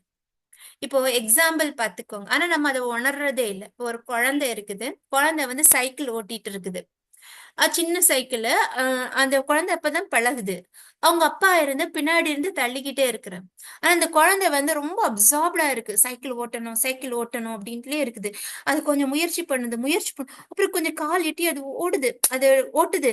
ஆனா அது மறந்துடுது, அங்க பின்னாடி இருந்து சைக்கிளை புடிச்சுக்கிட்டு தான் விழாம தன்னை கைடு பண்ணிட்டு இருக்கிறது என்னுடைய அப்பா அப்படிங்கறத அந்த குழந்தை மறந்துடுது. தன்னுடைய அப்பா இருக்கிறதுனால, அப்பா பேலன்ஸ் பண்றதுனால, நம்ம வழி நடத்துறதுனால அது அந்த சைக்கிள் அந்த குழந்தையால ஓட்ட முடியுதுங்கிறது அது ஒரு காலகட்டத்துல மறந்துருது. நம்மளும் அதே மாதிரி நம்ம என்ன நினைக்கிறோம், நானே செய்யறேன், நானே பண்ணிடுறேன். பட் யாரு நம்மள வழி நடத்திட்டு இருக்கிறா? நம்முடைய பகவான் அப்படிங்கிறத நமக்கு அடிக்கடி நம்ம மறந்துடுறோம். பிகாஸ் அவரு தான் அந்த எபிலிட்டியை கொடுக்கிறாரு. உதாரணமா ராமநவமி வருது. நமக்கு ஞாயிற்றுக்கிழமை ராமநவமி செலிப்ரேட் பண்றோம்.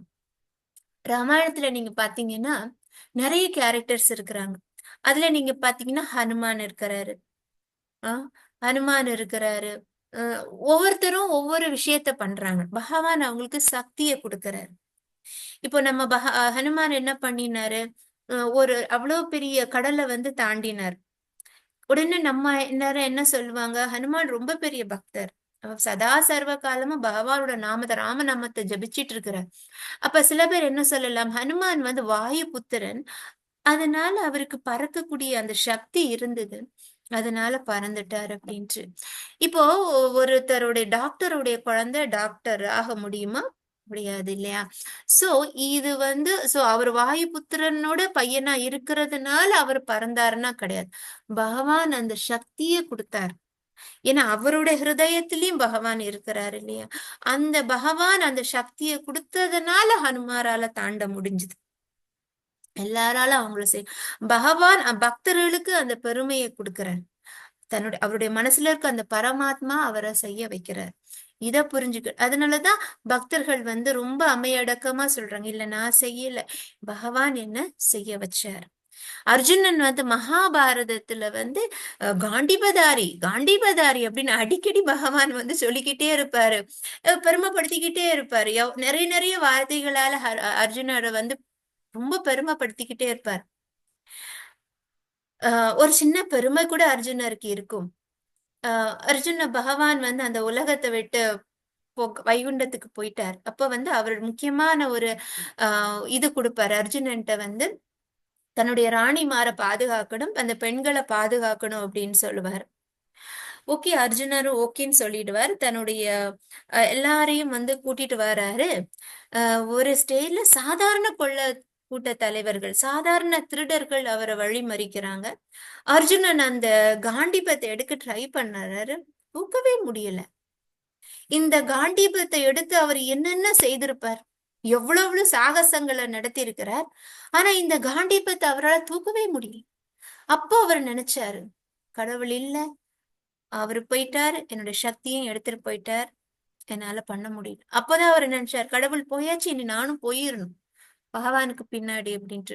சோ எவ்வளவு பெரியவர்களா இருந்தாலும் பகவானுடைய அந்த அனுக்கிரகம், சூப்பர் சோலோட கைடன்ஸ் இல்லைன்னா யாராலையும் பண்ண முடியாது. ஓகேயா? சோ இப்போ நமக்கு பகவான் இந்த மெட்டீரியல் உடம்பு, இப்ப ஒரு பறவை இருக்குது, அந்த மரத்துல இருக்குன்னு நான் சொன்னேன் இல்லைங்களா, அது ஏதோ சாப்பிட்டுட்டு இருக்குது, அது பகவான் பார்த்துட்டு இருக்கிறார். இப்போ நீங்க பாத்தீங்கன்னா நம்ம என்ன சாப்பிடுறோம் அப்படிங்கறது இருக்குது. நான் நல்லதை சாப்பிடுறதுனா கெட்டதை சாப்பிடுறேனா அதை பார்த்துட்டே இருக்கிறார் பகவான். சோ அதை வச்சு அடுத்து என்னுடைய ஒரு உடம்பு எனக்கு கிடைக்கும். சோ பகவான் இந்த உடம்ப கொடுத்திருக்கிறார், இந்த மெட்டீரியல் உடம்ப கொடுத்திருக்கிறார். சோ என்ன சாப்பிடணும், என்ன சாப்பிடக்கூடாது அப்படிங்கிறத நான் தான் முடிவு பண்ணணும். முடிவு பண்ணிட்டு நம்ம வாழ்க்கையில நம்ம வெற்றி அடையணும். ஏன்னா பகவான் இதை சாட்சியா உட்கார்ந்து பார்த்துக்கிட்டே இருக்கிறார். நம்ம நல்லதை செய்யும் போது, அவரை நோக்கி திரும்பும் போது பகவான் கண்டிப்பா நம்மள நல்ல வழியில வழி நடத்துவார். அதனாலதான் நம்ம சொல்றது, ஆசைப்படுங்க, ஆசைப்படுங்க, பகவானை சேன் பண்ணணும்னு ஆசைப்படுங்க, அவரோட நாமத்தை ஜெபிக்கணும்னு ஆசைப்படுங்க, சத் சங்கத்துல இணையணும்னு ஆசைப்படுங்க. அந்த ஆசைப்படும் போது அதுக்கு தகுந்தா போல பகவான் நம்மள வழி நடத்துவார். ஒரு டைம்ல ஒரு ஸ்கூல்ல குழந்தைங்க இருந்தாங்களாம். அப்ப டீச்சர் காசு கொடுத்தாங்களாம். காசு கொடுத்துட்டு என்ன வேணா வாங்கிக்கோங்க அப்படின்னு சொன்னாங்களாம். அந்த குழந்தைங்க போயிட்டு கிட்ட 5 ரூபாய் 10 ரூபாய் காசு போட்டு வாங்கிட்டு வந்துட்டாங்களாம். அப்ப டீச்சர் கூப்பிட்டு கேட்டாங்களா, நான் ஒரு நோட்டு கொடுத்தல, ஆமா, அதை வச்சு என்ன பண்ணீங்க? எங்களுக்கு தேவையானது வாங்கிக்கிட்டோம் டீச்சர் அப்படின்னு சொன்னாங்களாம். சரி, அந்த நோட்ல என்ன படம் இருந்ததுன்னு பாத்தீங்க? ஒருத்தரோட தலை அதுல வரைஞ்சிருக்கும், முகம் அதுல இருக்கும், நீங்க பாத்தீங்களா? அப்படியா, நாங்க பார்க்கவே இல்லையே அப்படின்ட்டு சொன்னாங்களாம். உடனே திருப்பி டீச்சர் கொண்டு அந்த போட்டோ, அந்த அந்த நோட் எடுத்து காமிச்சு, இது யார் தெரியுமா? காந்தி. இவருடைய போட்டோ தான் இந்த நம்ம பைசா புக்ல இருக்கு, நீங்க பாத்தீங்களா அப்படின்னு. வச்சோ இல்ல, நீங்க கொடுத்த உடனே அதை வச்சு நம்ம என்ஜாய் பண்ணணும், எனக்கு தேவையான வாங்கணும் அப்படின்ற ஒரு ஆசையில இருக்கும்போது இந்த காந்திஜியோட போட்டோவை நாங்க பார்க்கவே இல்லையே அப்படின்னு சொல்லுவோம். சோ இதே மாதிரிதான் நம்ம வாழ்க்கையில நம்ம என்ஜாய்மெண்ட் அப்படி நம்ம சந்தோஷத்துல நமக்கு தேவையானதை நிவர்த்தி பண்றதுக்குள்ளேயே நம்ம முயற்சி பண்ணிட்டு இருக்கும் போது, இதுக்கு எல்லாமே யாரு கொடுக்கறா, இதுக்கு எல்லாமே பின்னாடி பகவான் இருக்கிறாரு அப்படிங்கறத நம்ம மறந்துடுறோம். ஆனா நமக்கு ஒரு கஷ்டம் வருதுன்னு வச்சுக்கோங்களேன், உடனே அந்த காந்தி தாத்தா நம்ம கண்ணுக்கு தெரிவார். அதே மாதிரி பகவான் நமக்கு கண்ணுக்கு தெரிகிறார். பிரச்சனைகள்னு வரும்போது மட்டும் நம்ம அந்த காந்தி தாத்தா தெரியற மாதிரி பகவானுடைய உருவம் நம்மளுக்கு தெரியுது. சோ மெட்டீரியல் எனர்ஜி தேவையே இல்லையா அப்படின்னா இல்ல, தேவை. நமக்கு நம்முடைய வாழ்றதுக்கும், நம்மளுடைய அன்றாட வேலைகளை பண்றதுக்கும், வாழ்க்கை வாழ்றதுக்கும் நமக்கு தேவை. ஆனா நிறைய விஷயங்கள் நமக்கு தேவைக்கு அதிகமா இருக்கும்போது அதை நம்ம பகவான், ஏன்னா அந்த மெட்டீரியல் எனர்ஜியே பகவானால் உருவாக்கப்பட்டது, அதை திருப்பி நம்ம பகவானுடைய சேவையில ஈடுபடுத்தணும் அப்படின்னு நம்ம நினைக்கணும். சோ என்ன பண்ணணும் அப்படின்னா, இப்ப பிரபுபாத உத்தம பக்தர்கள் அப்படிதான் பண்ணுவாங்களாம். இப்போ டொனேஷன், பிரபுபாதர்ல டொனேஷன் வாங்குவார்.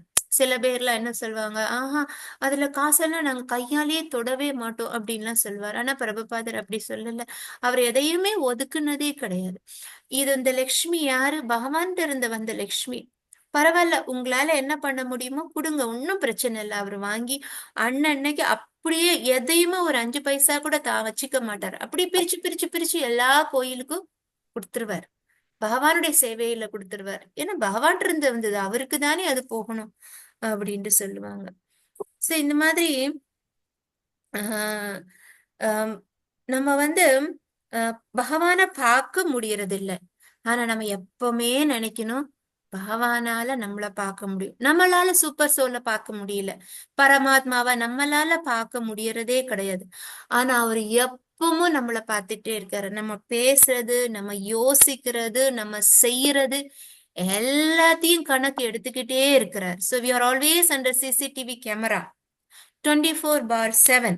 So இது தான் கான்சியஸ்னஸ். இதுதான் கான்சியஸ்னஸ். இங்க இருந்து ஒருத்தரால இந்தியால இருக்கக்கூடிய வீடை கண்ட்ரோல் பண்ண முடியுது. இப்போ இப்பெல்லாம் நீங்க பாத்தீங்கன்னா மொபைல்லயே CCTV அப்ளிகேஷன்ஸ் வருது. நம்ம இந்தியால நம்ம வீட வந்து இங்க இருந்தே பார்க்க முடியும். திடீர்னு ஏதாவது பிரச்சனை வந்துன்னா அப்ளிகேஷன் இருக்கு, இங்க இருந்து டோர் எல்லாம் க்ளோஸ் பண்ண முடியும், அலாரம் செட் பண்ண முடியும், அங்க போலீஸ்க்கு இன்ஃபார்ம் பண்ண முடியும். இந்த அளவுக்கு வந்து அட்வான்ஸ் ஆயிடுச்சு நம்முடைய சிஸ்டம்லாம். நிறைய பேருக்கு உங்களுக்கு தெரியும் இல்லைங்களா? ஏன்னா என்கிட்ட கூட ஒரு டைம் சொன்னாங்க ஒருத்தர், நீங்க இந்தியால இருக்கிற வீட்டுக்கு நீங்க இந்த மாதிரிலாம் செட் பண்ணீங்கன்னா நீங்க எங்க இருந்தாலும் கண்ட்ரோல் பண்ணலாம் அப்படின்னு சொன்னாங்க. அப்போ இவ்வளவு தூரத்துல இருந்து கூட எல்லாமே ரிமோட் கண்ட்ரோல் ஆயிடுச்சு. அப்போ பகவான் நம்மள கண்ட்ரோல் பண்ண மாட்டாரா என்ன? பண்ண பண்ணுவாரா இல்லையா மாதாஜி? ஹரே கிருஷ்ணா. கண்ட்ரோல் பண்ண முடியுமா? கண்டிப்பா நம்மளால கண்ட்ரோல் பண்ண கண்டிப்பா நம்மளால கண்ட்ரோல் பண்ண முடியும். ஹரே கிருஷ்ணா. ஸ்ரீமத் பகவத்கீதையில வந்து ஒரு அழகான ஸ்லோகம் இருக்குது. 13 பகவத்கீதா 13.23. ஹரே கிருஷ்ணா. பகவத்கீதை 13.23. உபதிரஷ்டானுமந்த்ரம், நான் ரீட் பண்றேன் உங்களுக்காக. உபதிரஷ்டானுமந்தாச்ச भर्ता भोक्ता महेश्वरः परमात्मेति च युक्तो देहेऽस्मिन् पुरुषः परः. பகவான் சொல்றாரு, இந்த பாடியில இந்த உடம்புல இன்னொருத்தர் இருக்கிறார். அவருதான் எப்பவுமே அனுபவிப்பாளர். அவருதான் பகவான். அவருதான் சுப்ரீம் ப்ரொப்ரைட்டர். அவருதான் இந்த உலகத்துக்கு அதிபதி. அவருதான் எல்லாத்தையும் பார்க்கிறார். அவருதான் எல்லாத்தையும் அனுமதிக்கிறார். அவருதான் பரமாத்மா. நீங்க ரீட் பண்ணலாம். இன்னொருத்தர் அழகான ஒரு ஸ்லோகம் 13.23. இந்த உடம்புல இன்னொருத்தர் இருக்கிறார். அவருதான் எல்லாத்துக்குமே அனுபவிப்பாளர். அவருதான் எல்லாத்துக்குமே அதிபதி. அவர் எல்லாத்தையும் பார்த்து எல்லாத்தையும் அலோவ் பண்றார். அவருதான் பரமாத்மா. இப்ப புரிஞ்சுதா ஏன் தக்ஷ பிரஜாபதி சொல்ற? இது பகவான் சொல்றார். பகவான் சொல்றார். இதெல்லாம் வந்து சத்தியம். ஹரே கிருஷ்ணா. இது வந்து பகவத்கீதை பதம் 24. நான் இன்னைக்கு நிறைய ஸ்டோரி சொல்றேன், சோ மிஸ் பண்ணாம பாருங்க. நம்ம இன்னைக்கு 2 பக்தர்களுடைய கதைகளை நம்ம பார்க்கலாம். 25வது பதம். ஹரே கிருஷ்ணா.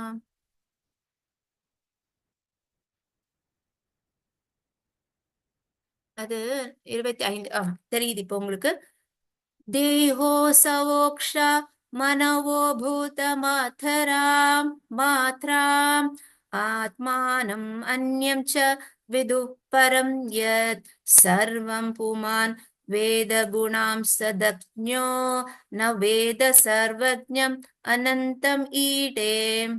அது மொழிபெயர்ப்பு வந்து யாராவது ரீட் பண்ண முடியுமா? இது தெரியுதுன்னு நினைக்கிறேன். இல்ல கொஞ்சம் கீழே இறக்கி, கொஞ்சம் பெரிய மொழிபெயர்ப்பு தான். ஹரே கிருஷ்ணா மாதாஜி. ரீட் பண்ணுங்க. மொழிபெயர்ப்பு.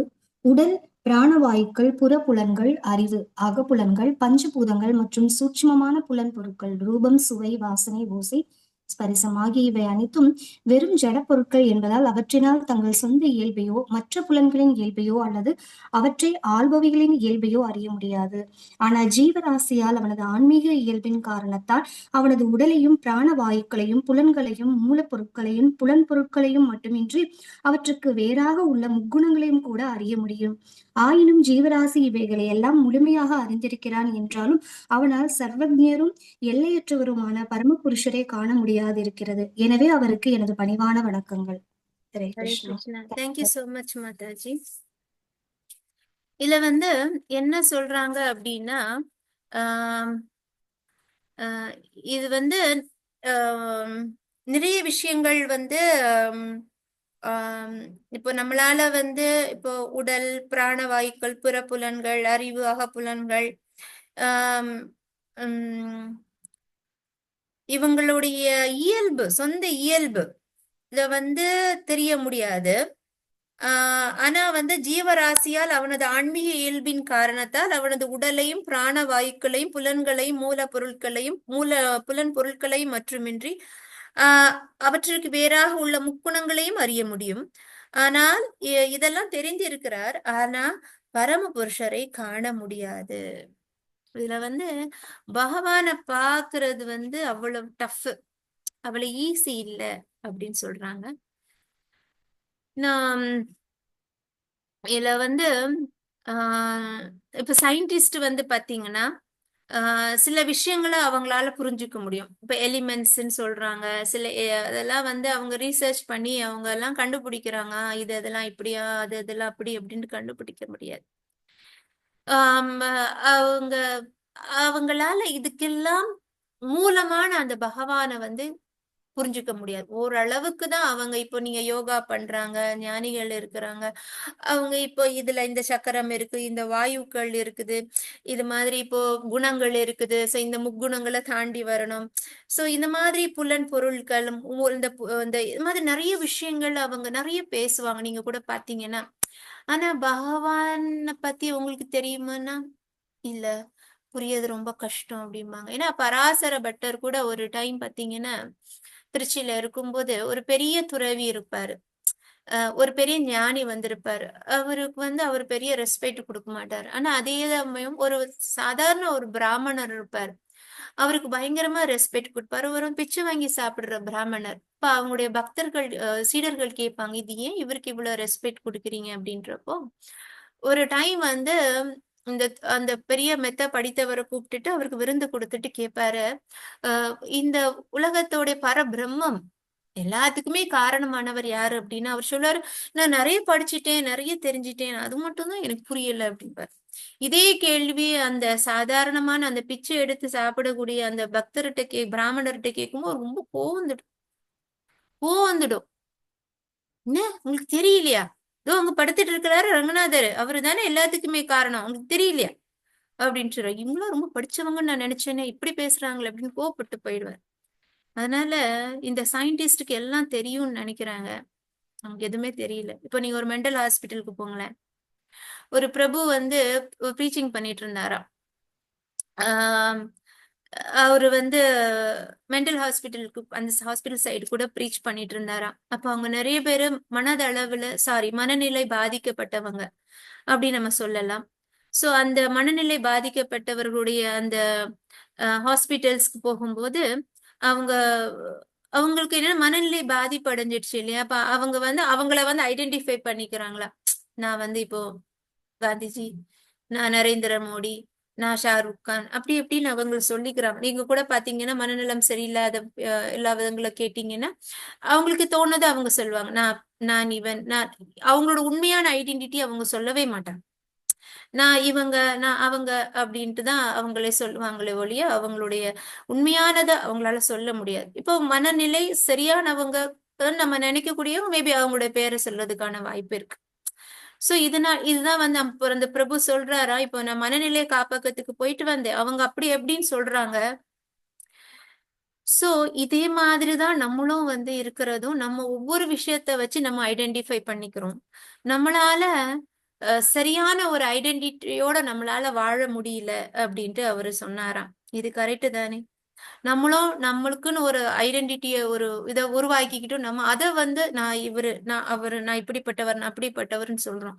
ஆனா நம்முடைய உண்மையான ஐடென்டிட்டியை நம்ம மறந்துட்டு இருக்கிறோம். அதே மாதிரி ஆஹ் இப்போ இந்த ஐடென்டிட்டிஸ் எல்லாமே வந்து பாத்தீங்கன்னா நமக்கு கொஞ்ச நாள் தான் இருக்கும் இல்லையா? சாதுராணி மாதாஜி அப்படின்ட்டு ஒரு மாதாஜி வந்து ஸ்ரீல பிரபுபாதரோட கிளாஸ கேட்டுட்டு இருந்தாங்களாம். அப்ப பிரபுபாதர் வந்து சொன்னார், எல்லாமே மாயை, எல்லாமே மாயை, எல்லாமே இலூஷன், எல்லாமே இலூஷன் அப்படின்னு சொன்னாங்களாம். இப்போ மாதாஜியால அதை வந்து கரெக்டா அதை புரிஞ்சிக்க முடியல. அப்போ மாதாஜிக்கு வந்து ஒரு ஃப்ரெண்ட் இருந்தாங்களாம். அப்போ வந்து அவங்களுக்கு வந்து கொஞ்சம் உடம்பு சரியில்லாம போயிடுச்சு. அப்ப அவங்க என்ன நினைச்சாங்கன்னா ஒரு ஃபிளைட் அவங்க ஹையர் பண்ணி அவங்க நிறைய புண்ணிய ஸ்தலங்களுக்கு இந்த மாதாஜி வந்து கூட்டிட்டு போயிட்டு இருந்திருக்கிறாங்க. அப்ப அவங்க வந்து விருந்தாவனத்துக்கு கூட்டிட்டு வந்திருக்கிறாங்க. அங்க விருந்தாவனத்துல அந்த மாதாஜியோட ஃப்ரெண்டு வந்து தன்னுடைய உடலை வந்து நீத்திட்டாங்க. அப்போ அவங்களுடைய உடம்ப வந்து ஈமை கிரியைகள் பண்ணி அங்க யமுனையில எல்லாம் கரைச்சு முடிச்சிட்டு திருப்பி மாதாஜி வந்து திரும்பி போறாங்க அவங்க ஊருக்கு, ஜாதுராணி மாதாஜி. அப்போ வந்து அப்போ அவங்க ஃப்ரெண்டு உட்கார்ந்துட்டு வந்த அந்த சீட் வந்து காலியா இருக்குதான். அப்போ அதை பார்த்து அவங்க கொஞ்சம் இமோஷனல் ஆறாங்க. இங்கதானே என்னோட ஃப்ரெண்டு வந்து உட்கார்ந்துட்டு வந்துட்டு இருந்தாங்க, இப்போ இல்லையே என்னுடைய ஃப்ரெண்டு அப்படின்னு நினைச்சிட்டு அவங்க ரொம்ப ஃபீல் பண்றாங்களாம். அப்போ வந்து அப்போ ஒரு பையன் வந்து திடீர்னு வந்து உட்கார்ந்துடுறானா அந்த சீட்ல உட்கார்ந்துடுறாங்க. அப்ப அந்த பையன் கேட்டானா, நீங்க ஏன் உட்கார்ந்தானே இவங்க கொஞ்சம் இமோஷனல் ஆயிட்டாங்க, அப்ப என்ன அப்படின்னு கேட்கும்போது மாதாஜி வந்து அதை எக்ஸ்பிளைன் பண்ணாங்க அவங்களோட ஃபீலிங்ஸ். அப்போ அந்த பையனுக்கு ரொம்ப இன்ட்ரெஸ்ட் ஆயிடுச்சு. அவன் கேட்கறான், இது என்ன உடம்பு, ஆத்மா, இது என்ன அப்படிங்கறதெல்லாம் பத்தி கேட்டுட்டு இருக்கிறான். அப்போதான் மாதாஜி சொன்னாங்களா, எனக்கு அப்ப பிரபுபாதர் சொன்னது வந்து எனக்கு புரியல. எல்லாமே நம்ம ஒரு ஒரு எல்லாமே இந்த பாடியில ரிலேஷன்ஸ் இது எல்லாமே டெம்பரரி தானே, எல்லாமே ஒரு இலூஷன்ல தான் இருக்கும். எது நம்ம கிட்ட நிரந்தரமா இருக்குது? எதுவுமே பெருசா நம்ம நிரந்தரமா நம்ம கிட்ட இருக்கிறது இல்லையே. எது நம்ம கிட்ட நிரந்தரமா இருக்குது? நம்ம பகவான்கிட்ட நம்ம வச்சிட்டு இருக்கிற அந்த பக்தி மட்டும் தானே நிரந்தரமா இருக்குது. நாம மத்தவங்க கிட்ட நிறைய பக்திகள் வச்சுட்டு இருக்கிறோம். கணவர்கிட்ட, குழந்தைகிட்ட, அவங்க கிட்ட, இவங்க கிட்ட எல்லாமே நம்ம வச்சுக்கிட்டு இருக்கோம். ஆனா எந்த பக்தியும் வந்து நிரந்தரமா இல்லையே அப்படின்ட்டு அவங்க ஃபீல் பண்ணினேன் நானு அப்படின்னு சொல்லி. இது வந்து புரியறதுக்கு எல்லாமே ஒரு காலகட்டம் வரும். அதுதான் ஒரு மெச்சூரிட்டி லெவல் அப்படின்னு சொல்லுவாங்க. ஸ்ரீமத் பாகவதமே பாத்தீங்கன்னா it is one matured scripture. Sanatana Goswami வந்து சொல்றாங்க, சைத்தன்ய மகாபிரபு பார்க்கும்போது அவர் அவ்வளவு பெரிய கோஸ்வாமி, அவர் சொல்ற எனக்கு ஒண்ணுமே தெரியாது, நான் யாரு எதுவுமே எனக்கு தெரியல அப்படின்னு சொல்றாங்க. சோ பிரபுபாதர் வந்து ஒரு டைம் வந்து மாதாஜி சொல்றாங்க, ஜாதுராணி மாதாஜி அவருடைய டிசைபிள்ஸ் எல்லாம் இருக்கும்போது சாண்ட் பண்ணிட்டு இருக்கும்போது இருந்தாங்களா. அப்போ பிரபுபாதர் சொன்னாங்களா, நீங்க எல்லாம் 16 ரவுண்ட் சாண்ட் பண்றீங்களா?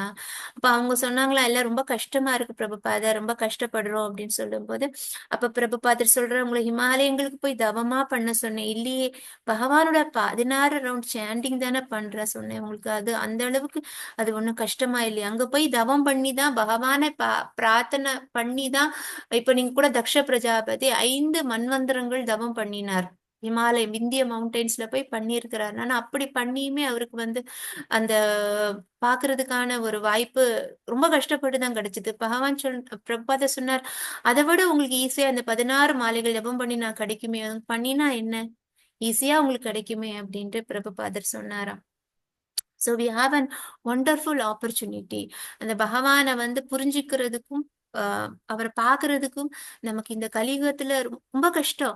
ஆனா அது வந்து அதுக்கான ஆப்பர்ச்சுனிட்டியை பிரபுபாதர் முதலான பக்தர்கள் நமக்கு ஆச்சாரியர்களுக்கு பிரபுபாதர் போன்ற ஆச்சாரியர்கள் கொடுத்திருக்கிறாங்க. நான் பகவானோட நாமத்தை ஜபிக்கிறதுக்கு. ஹரே கிருஷ்ணா கிருஷ்ண கிருஷ்ண ஹரே ஹரே, ஹரே ராம ராம ராம ஹரே ஹரே. இந்த நாமத்தை ஜபிச்சா போதும், நம்மளால பகவானை கண்டிப்பா ஈஸியா பார்க்க முடியும். ஹரே கிருஷ்ணா. இது வந்து 25, 26வது ஸ்லோகத்துக்கு நம்ம போகலாம். நான் வந்து கொஞ்சம் கீழே இறக்கி வரேன். ஹரே கிருஷ்ணா. இப்ப பார்க்கலாம்னு நினைக்கிறேன் எல்லாராலையும். யதோ பரோமோ मनसो नाम रूपस्य दृष्ट स्मृति संप्रमोषात् ययते केवलया स्वसंस्त्या हंसाय तस्मै सुचि सत्मने नमः. டிரான்ஸ்லேஷன் நான் படிக்கிறேன் மாதாஜி. படிங்க. ஹரே கிருஷ்ண மாதாஜி. ஜெய் ஸ்ரீல பிரபுபாத். ஸ்தூல மற்றும் சூக்ஷ்ம நிலைகளில் உள்ள பௌதீக வாழ்வின் களங்கத்திலிருந்து ஒருவனது உணர்வு முற்றிலும் தூய்மையடையும் பொழுதும், விழிப்பு மற்றும் கனவு நிலைகளில் உள்ளது போல உணர்வு கலக்கமடையாமல் இருக்கும் பொழுதும், மற்றும் ஆழ்ந்த உறக்கத்தில் சுஷுப்தி உள்ளது போல மனம் கலைந்து விடாமல் இருக்கும் பொழுதும் ஒருவன் பரவச நிலைக்கு வருகின்றான். அப்பொழுது ஒருவனது பௌதீக பார்வையையும் நாம ரூபங்களை தோற்றுவிக்கும் மனதின் ஞாபகங்களும் அழிந்து விடுகின்றன. இத்தகைய ஒரு சமாதி நிலையில் மட்டுமே பரமபுருஷர் பிரசன்னமாகின்றார். இவ்வாறாக களங்கமற்ற உன்னதமான அந்த நிலையில் தரிசிக்கப்படுபவருமான பரமபுருஷருக்கு நமது பணிவான வணக்கங்களை சமர்ப்பிப்போமாக. Hare Krishna Mataji, thank you so much. Hare Krishna. So இதுல வந்து பகவான் வந்து பார்க்க முடியுமா? அவரு நம்ம யாரால இப்ப வந்து பாக்குறது கஷ்டம் அப்படின்னு சொன்னாங்க 25வது. ஆனா வந்து இவரை பார்க்க முடியும். அப்ப எந்த நிலையில இவரை பார்க்க முடியும் அப்படின்ட்டு தக்ஷர் நமக்கு தக்ஷ பிரஜாபதி சொல்றான், களங்கமற்ற உன்னதமான இந்த நிலை, களங்கமற்ற உன்னதமான நிலை. நான் இப்ப பாத்தீங்கன்னா இப்போ நான் சொன்ன மாதிரி தக்ஷன் பியூரிஃபை ஆயிட்டார். ஒரு அகம்பாவத்தால நிறைய தவறுகள் பண்ணி இப்ப திருப்பி பிறவி எடுத்து திருப்பி இந்த பிரார்த்தனைகளை சொல்லிக்கிட்டு இருக்கிறாரு. சோ நான் சொன்ன மாதிரி 3வது காண்டத்துல 4 விதமான பக்திகள் இருக்குது. தாமசிக்க பக்தி, ராஜசிக்க பக்தி, சாத்வீக பக்தி, சுத்த பக்தி. தாமசிக்க பக்திக்கு எடுத்துக்காட்டு பாத்தீங்கன்னா தக்ஷ பிரஜாபதி. ராஜசீக பக்திக்கு ஒரு எடுத்துக்காட்டு நீங்க பாத்தீங்கன்னா துருவ மகாராஜா. சாத்வீக பக்திக்கு நீங்க பாத்தீங்கன்னா பிருத்து மகாராஜா. அதே மாதிரி சுத்த பக்திக்கு பிரச்சேதாஸ். சோ இவங்களுடைய தக்ஷ பிரஜாபதி கதை உங்களுக்கு தெரியும், துருவ மகாராஜாவோட கதை தெரியும், பிருத்து மகாராஜாவோட கதையை தெரியும், பிரச்சேதாஸோட கதையை நான் உங்களுக்கு சொல்லியிருக்கிறேன். ஏன் பிரதேசாஸ் ஏன் சுத்த பக்தின்னா அவங்க சுத்த பக்தரான சிவபெருமானுடைய அருகாமை கிடைச்சது, அவங்க அசோசியேஷன் கிடைச்சிச்சு. சோ இதுல இப்போ நமக்கு நிறைய ரியலைசேஷன்ஸ் இருக்கு. பரமாத்மா ரியலைசேஷன், பிரம்மன் ரியலைசேஷன். சோ இதுல சுஜ்ஞேயம் அப்படிங்கிறது பரமாத்மா ரியலைசேஷன், பகவானவா பரமாத்மாவா உணர்றது, அப்புறம் அவரை பிரம்மனா உணர்றது, அது ஒண்ணு. இது இன்னொன்னு நீங்க பாத்தீங்க அப்படின்னா பகவான சுயம் பரமபுருஷரா பாக்குறது. அதுக்கு என்ன பேர்னா திருப்ஞேயம் அப்படிங்கிறது ஒரு பார்வை. சோ இந்த பகவான பரமாத்மாவாகவும் பிரம்மனாகவும் பாத்துடலாம், ஈஸியா பாத்துடலாம். ஆனா அவரை ஸ்வயம் ரூபத்துல பாக்குறது ரொம்ப கஷ்டம். பகவான் சொல்ற, நாகம் பிரகாச சர்வச யோகமாயா சமர்வித்தக மூடோயம் நாபிஜானாதி லோகமாம் அஜம் அவ்வியம். பகவான் ஸ்ரீ பகவத்கீதை 7.25 சொல்றான், நான் மூடர்களுக்கு தெரிய மாட்டேன் அப்படிங்கிறார். நான் இன்னொரு தடவை அதை ரீட் பண்ண, நாகம் பிரகாஷக் சர்வசிய யோகமாயா சமாவிருத்தக மூடோயம் நாபி ஜானாதி லோகோமாம் அஜம் அவ்வியம். என்ன சொல்ற, நான் மூடர்களுக்கும் I am never manifest to the foolish and unintelligent. மூடர்களுக்கும் புத்திசாலி இல்லாதவர்களுக்கும் நான் காமிக்கவே மாட்டேன். என்ன, நான் என்னுடைய மாயா சக்தி, I am covered by my internal potency. இந்த மாயையால கவரப்பட்டவர்கள் நான் பிறப்பற்றவன், நான் அழிவற்றவன் அப்படின்னு தெரியவே தெரியாது அப்படின்ட்டு பகவான் சொல்றார். இது முண்டக உபனிஷம் சொல்றாங்க, அழகா சொல்லுது அந்த உபனிஷம். நாயம் ஆத்மா பிரவச்சனேக லப்யோ. இது என்ன சொல்லுதுன்னா, பகவான் பிரவச்சனங்கள் நிறைய உபனிஷதங்கள் படிக்கிறதுனால அவரை தெரிஞ்சுக்க முடியாதாம்.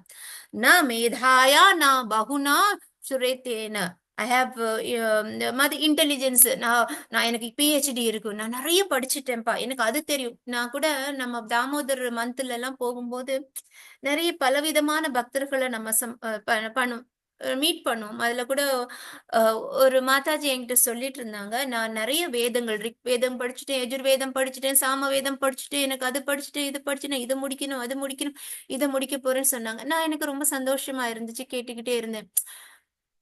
பட் நம்ம நிறைய படிச்சுக்கிட்டே போயிட்டு இருக்கிறோம், ஆனா அதை நம்ம வாழ்க்கையில யூஸ் பண்ணணும். மேபி அந்த மாதாஜி யூஸ் பண்ணிட்டு இருக்கலாம், எனக்கு தெரியாது. ஆனா ரொம்ப ஆச்சரியமா நான் அவங்க சொல்றது, ரொம்ப சின்ன வயசு அங்க, ஆனா எப்படி இவ்வளவு வேதங்களை படிக்க முடியும், எனக்கு ஒரு கொஸ்டின் மார்க் இருந்தது. பட் ஓகே, நம்மளால முடியாது, நிறைய பேரால முடியலாம். பட் நான் கேட்டுக்கிட்டேன். பட் பகவான் இங்க என்ன சொல்றாரு, முண்டக உபனிஷதம் சொல்லுது, நிறைய படிச்சுக்கிட்டே இருந்தாலும் நிறைய இன்டெலிஜென்ஸ் இருந்தாலும் கூட பகவானை பார்க்க முடியாதாம். யம் ஏவைஸ்ர விருந்தே தேன லப்யஸ்.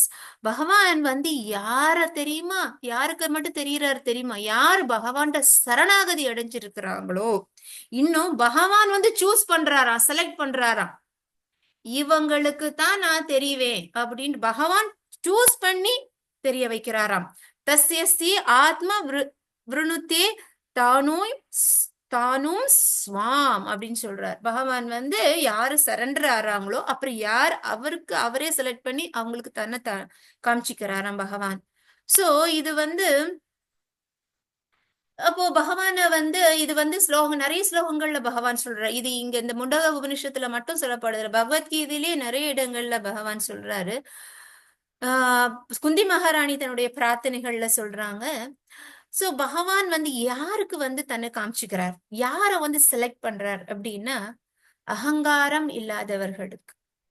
பக்தி வந்து ரொம்ப டிஃபிகல்ட் நினைச்சுக்கிறாங்க, ஆனா பக்தி வந்து ரொம்ப ஈஸி. ஏன்னா பக்தினால பகவான் பக்தர்களுக்கு அடிமை ஆயிடுறார். அந்த பிரேம பக்தி கிடைச்சிச்சுன்னா பகவான் அவங்களுக்கு அடிமை ஆயிடுறார். சமாதி நிலை போகக்கூடியவங்களால கூட பகவானை கண்டுபிடிக்க முடியாதான். குந்தி மகாராணி சொல்றாங்க, முனினாம் அமலாத்மனாம் பரமஹம்சானாம். இந்த முனிகளுக்கு கூட உங்களை பரமாத்மா ரூபத்தாலதான் பார்க்க முடியும். அமலாத்மனாம், அப்படிப்பட்ட பக்தர்களுக்கு பிரம்மனாக தான் பார்க்க முடியும். இந்த பரமஹம்சானாம், நீங்க பரமஹம்சர், அந்த உங்களை மாதிரி உள்ள பரமஹம்சர்களால மட்டும்தான் உங்களை பார்க்க முடியும். நான் சாதாரண பெண், உங்களை எப்படி புரிஞ்சுக்க முடியும் அப்படின்ட்டு அவங்க சொல்றாங்க ஸ்ரீமத் பாகவதத்துல. சோ இதுல வந்து ரொம்ப பக்தி வந்து ரொம்ப சிம்பிள். பத்திரம் புஷ்பம் பலந்தோயும் யோமி பக்தியா பிரயச்சதி அப்படின்னு சொல்றாரு. அகங்காரம் இல்லாத அந்த பக்தி எனக்கு தாருங்கள் அப்படின்ட்டு. பெரிய பெரிய பிசினஸ் பீப்புள் எல்லாம் கோயிலுக்கு போவாங்க, ஆனா அவங்க பகவானுக்கு முன்னாடி வந்து ஒரு கீழே குனிஞ்சு ஒரு வணக்கம் சொல்றது கூட அவங்களுக்கு கொஞ்சம் கஷ்டமாக இருக்கும். ஏன்னா அவங்களுடைய முடி வந்து வணங்காமலே போயிடுச்சு இல்லையா. இப்போ நீங்க பாத்தீங்கன்னா ஆபீஸ் வேலைகள் நம்ம கஷ்டம், சாண்டிங் ஆபீஸ் வேலையை விட கஷ்டமா இல்லையா? ஆபீஸ் வேலையை விட சாண்டிங் கஷ்டமா ஈஸியா? ஈஸி மாதாஜி, கண்டிப்பா. ஆனா யாரு வந்து சாண்டிங் பண்றாங்க? சாண்டிங் நிறைய பண்றாங்களா, ஆபீஸ் வேலை நிறைய பண்றாங்களா? ஆபீஸ் வேலை தான் பண்றாங்க. சாண்டிங் பண்றது ரொம்ப கஷ்டமா இருக்குது. ஏன்னா பக்தி ஈஸின்னு சொல்றோம், சாண்டிங் ஈஸின்னு சொல்றோம். ஏன் நம்மளால செய்ய முடியலையேன்னா நம்ம மனசுல அந்த அகங்காரம் இன்னும் இருக்குது. அந்த அகங்காரம் போகல. ஈஸியான விஷயம், ஆனா அது கஷ்டமா, நிறைய பேருக்கு அது கஷ்டமா இருக்கு. ஏன்னா அதுதான் ஜன்மைஸ்வரி ஸ்ருத ஸ்ரீபீர் குந்தி மகாராணி சொல்றாங்க, ஏதமனா மதஹ் புமான் நைவார் ஹதி அபிதாதும் வை ஓம் அகிஞ்சன கோச்சரம். ரொம்ப பணம் இருந்துட்டா, ரொம்ப அறிவு இருந்துட்டா, ரொம்ப அழகு இருந்துட்டா ஒண்ணும் முடியாது, பக்தி பண்ண முடியாது. ஏன்னா நினைப்பான், ஐயோ தோத்தி போட்டுட்டு போகணுமா, ஐயோ திலக்கு போட்டுட்டு போகணும், சத்தமா சாண்டிங் பண்ண அவங்களும் என்ன நினைச்சிருவாங்க, நாம சங்கீர்த்தனமா அப்படி தெருவுல போயிட்டு சாமி கோவிந்தா நாராயணா கோபாலா அப்படின்னு கத்திட்டு போகணும். அவங்க என்ன நினைப்பேன், என் பிரஸ்டீஜ் என்ன ஆறுது என் பிரஸ்டீஜ் என்ன ஆறுது, நாமும் போட்டுட்டு போனா என்ன பட்டிக்காடுன்னு நினைக்க மாட்டாங்களா? துளசி மாலை போட்டுட்டு போனா அது என்னது பாசி மாலை போடுறது அப்படின்னு கேட்க மாட்டாங்களா? ஹரே கிருஷ்ணா மகாமது சத்தமா போனா என்னுடைய ஈகோக்கு என்ன ஆறுது? தெருவுல ஓடி ஓடி ஆடி ஆடி பாடினா என்ன நினைப்பாங்க, என் பிரஸ்டீஜ் என்ன ஆறுது? கரெக்டா இல்லையா? ஈகோ தடுக்குதா இல்லையா? பண்ண முடியலையே நம்மளால பக்தி, அது முடியறது இல்ல. நான் இன்னைக்கு 2 அழகான பக்தர்களுடைய கதையை உங்ககிட்ட ஷேர் பண்ணணும்னு ரொம்ப ஆசையோட இருந்தேன். ஒருத்தவங்க வந்து குரூரம்மா, இருத்தவங்க வந்து ஜானாபாய். இவங்க வந்து அவ்வளவு ரொம்ப எளிமையான பக்தர்கள். சரி, நான் இன்னைக்கு குரூரம்மாவோட கதையை சொல்றேன். என்கிட்ட இருக்குது 5 நிமிடங்கள் தான், 6 நிமிஷம் இருக்குது. நிறைய பேச வேண்டிய இருக்கிறதுனால I'm sorry, I was not able to tell. ஆசை நிறைய இருக்கு, எனக்கு கதைகள் சொல்றது ரொம்ப பிடிக்கும். குரூரம்மா வந்து கேரளா குருவாயூர்ல இருந்து ஒரு 3/4 மணி நேரத்துல இருந்து 1/2 மணி நேரம் டிராவல் பண்ணக்கூடிய ஒரு சின்ன கிராமத்துல வந்து வாழ்ந்துட்டு இருந்தாங்க. அவங்க 15,000 ஒரு 500 வருடங்களுக்கு முன்னாடிதான் வாழ்ந்துட்டு இருந்தாங்க, ரொம்ப வருஷத்துக்கு முன்னாடி எல்லாம் இல்ல. அப்போ வந்து அவங்களுக்கு 16 வயசுலயே, அவங்க சின்ன வயசுலயே திருமணம் செய்து வச்சிடுறாங்க. 16 வயசுலயே அவங்க விதவை ஆயிடுறாங்க. நான் ஸ்டாப் ஷேரிங் பண்ணிடுறேன் so that I can see and speak to you. அவங்களுக்கு 16 வருடத்திலே வந்து அவங்க விதவை ஆயிடுறாங்க. அப்போ இப்பவே நீங்க பாத்தீங்கன்னா இவ்வளவு கட்டுப்பாடு இருக்கு. அப்ப அந்த காலகட்டத்துல எவ்வளவு கட்டுப்பாடு இருக்கும். அப்போ அவங்கள எல்லாருமே வந்து ஒரு அமங்கலமான விஷயம், ராசி இல்லாதவங்க அப்படின்னு அவங்கள ஒதுக்கி ஒதுக்கி வச்சிட்டு இருந்தாங்க. அப்போ நம்முடைய அதரம் மதுரம் எழுதின அந்த ஆச்சாரியார் நமக்கு வந்து வில்வமங்கல தாக்கூர் அவர் சொல்றாரு, எதுவுமே கதி இல்லாதவங்களுக்கு பகவான் தான் கதி. அப்போ யாருமே குரூரமாக்கு இல்லன்றப்போ கிருஷ்ணரே எனக்கு எல்லாமே அப்படின்ட்டு அவங்க இருந்தாங்க. அவங்க என்னோட என்ன பாவத்துல இருந்தாங்கன்னா பகவானை வந்து தன்னுடைய குழந்தையா வந்து, ஏன்னா அவங்களுக்கு குழந்தை கிடையாது, யாருமே கிடையாது, குழந்தையா வந்து கவனிச்சாங்க. யார வந்து பார்த்தாலும் எந்த குழந்தையும் அவங்களுக்கு கிருஷ்ணராவே தோன்றுவாராம். கிருஷ்ணர் இது என்னோட என்ன குழந்தை கிருஷ்ணா உன்னிக்கண்ணா அப்படின்னு சொல்லுவாங்களாம். அப்போ லக்ஷ்மி அப்படிங்கிற ஒரு பக்கத்து வீட்டுல ஒரு பொண்ணு இருந்துச்சாம். அந்த பொண்ணுக்கு வந்து ஒரு பையன் இருந்தான், அவன் பேரு மாதவன். அப்போ மாதவனை வந்து இவங்க ரொம்ப பாசமா வச்சிட்டு இருந்தாங்க. அதே மாதிரி எப்பவுமே அவங்க நாம ஜபம் பண்ணிக்கிட்டே இருப்பாங்க. குரூரம்மாவை பத்தி எனக்கு ஒரு 5-6 கதை தெரியும். அதனால எனக்கு இப்போ மேபி இன்னைக்கு சொல்ல முடியலன்னா கூட நெக்ஸ்ட் கிளாஸ்ல இப்ப ஜானாபாயும் எனக்கு நிறைய பாஸ்ட் டைம்ஸ் தெரியும். I have the desire to share all these things with you, but Krishna's mercy, at least in the second part we will do it. So இந்த மாதிரி இருக்கும்போது நாம ஜபம் எப்பவும் பண்ணிக்கிட்டே இருப்பாங்க. அப்போ வந்து லக்ஷ்மியும் மாதவனும், லக்ஷ்மியோட குழந்தை மாதவன் ரொம்ப க்ளோஸ். அப்போ ஒரு டைம் வந்து மாதவன் வந்து லக்ஷ்மியும் வந்து அடுத்த ஊருக்கு போறதா இருந்தது. அப்போ குரூரம்மா ரொம்ப ஃபீல் பண்றாங்க, நீங்க என்ன விட்டுட்டு போறீங்களே அப்படின்ட்டு. இவங்க ரொம்ப அப்போ வந்து இப்ப மாதவன் வந்து சொல்றாரு, பாட்டிக்கு ஒரு சின்ன குழந்தைய கூட்டிட்டு வந்து விடுறாரு. இந்த மாதிரி நான் வந்து மார்க்கெட்ல போயிட்டு இருந்தேன். அப்போ வந்து இந்த ஒரு பையன் வந்தான், அவனுக்கு யாருமே இல்லைன்னு சொன்னா, உங்களுக்கு ஆளு தேவைப்படுதா இல்லையா, இந்த பையனை வச்சுக்கோங்க அப்படின்ட்டு. இப்ப யார் இவன் பேர் தெரியல. அப்ப உன்னி உன்னி உன்னி அப்படின்னு கூட ஆரம்பிச்சுட்டாங்க. அப்ப இந்த உன்னி வந்து குரூரம்மா கூடவே எப்பவுமே இருப்பாராம். ஆனா அவங்களுக்கு பார்த்தா அது அவங்க யாரையுமே கிருஷ்ணராவே அவங்க பார்த்துட்டு உன்னிக்கண்ணான்னு பாசமா வச்சுட்டு இருப்பாங்க. இந்த உன்னிக்கண்ணன் யாருன்னா சாக்ஷாத் குருவாயூரப்பன்.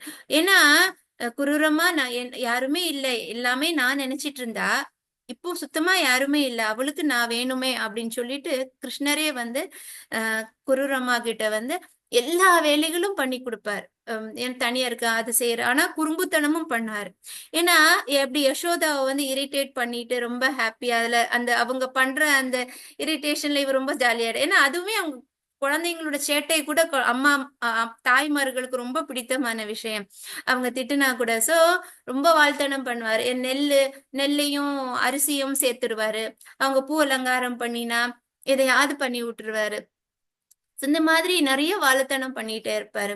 அப்போ ஒரு டைம் வந்து என்ன ஆகும் அப்படின்னா அப்போ அந்த காலகட்டத்துல வந்து ஒரு வில்வமங்கலம் பிள்ளை அப்படின்னு, வில்வமங்கலம் சாமி அப்படின்ட்டு ஒரு பக்தர் இருந்தாரு அந்த காலகட்டத்துல. அவரும் வந்து பகவானுக்கு ரொம்ப பிரியமானவர்.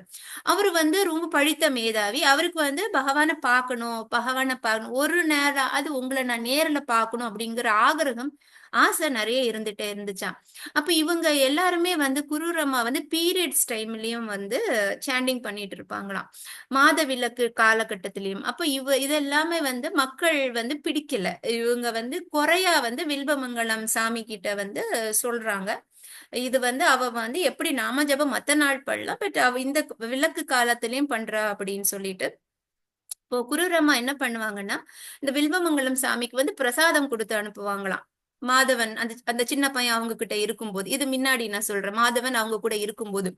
அப்போ ஒரு டைம்ல வந்து மாதவன் வந்து பாக்குறாரு, இன்னைக்கு பிரசாதம் கொண்டு வரலையா மாதவா அப்படின்றாங்க. இல்ல, ஏன்னா அவங்க விளக்கு சமயத்துல அவங்க சமைக்கிறது இல்ல, அதனால கொடுத்து விடுறது இல்ல, பிரசாதத்தை அவர் கொடுத்து விடுறது இல்ல.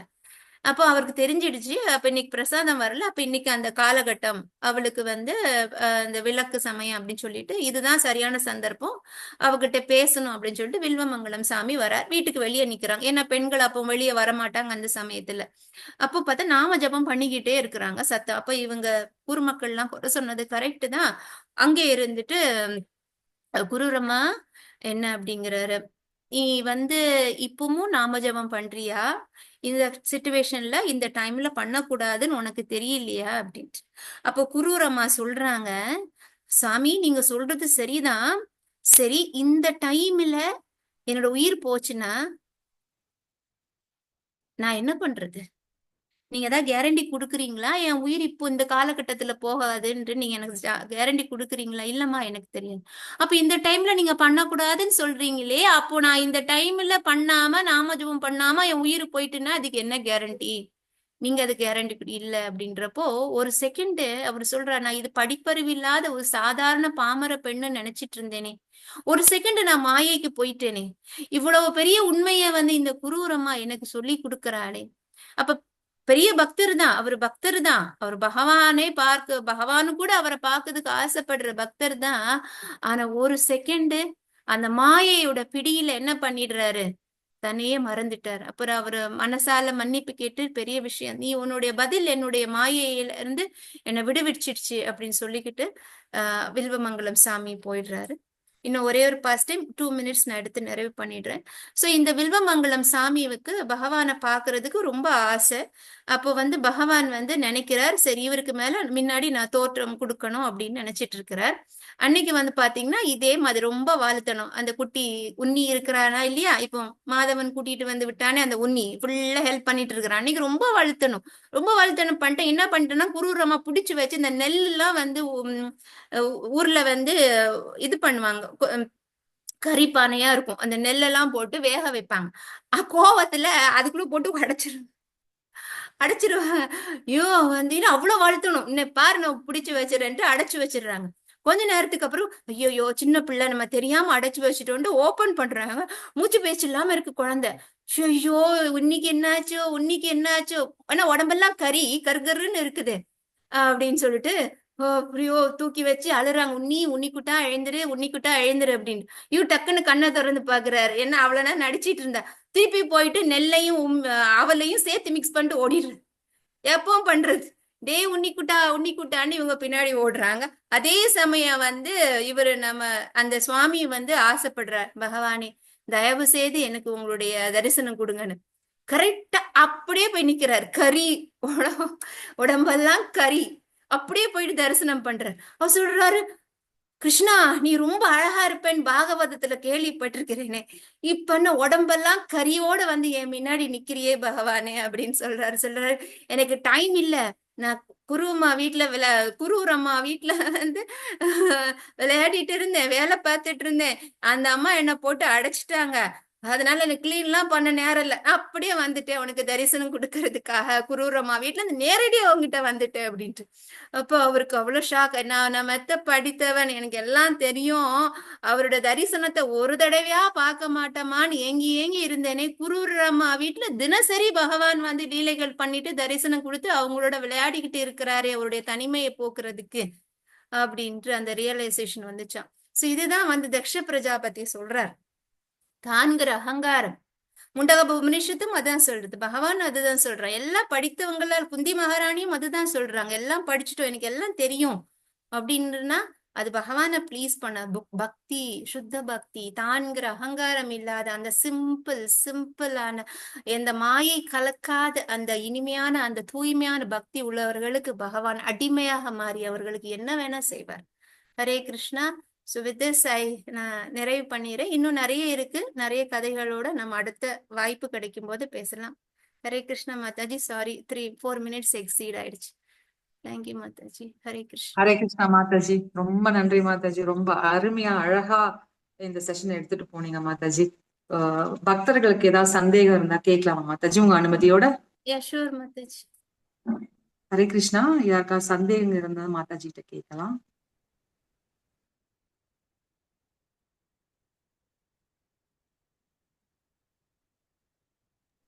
ஓகே மாதாஜி, சந்தேகம் எதுவும் இல்ல போல இருக்கு.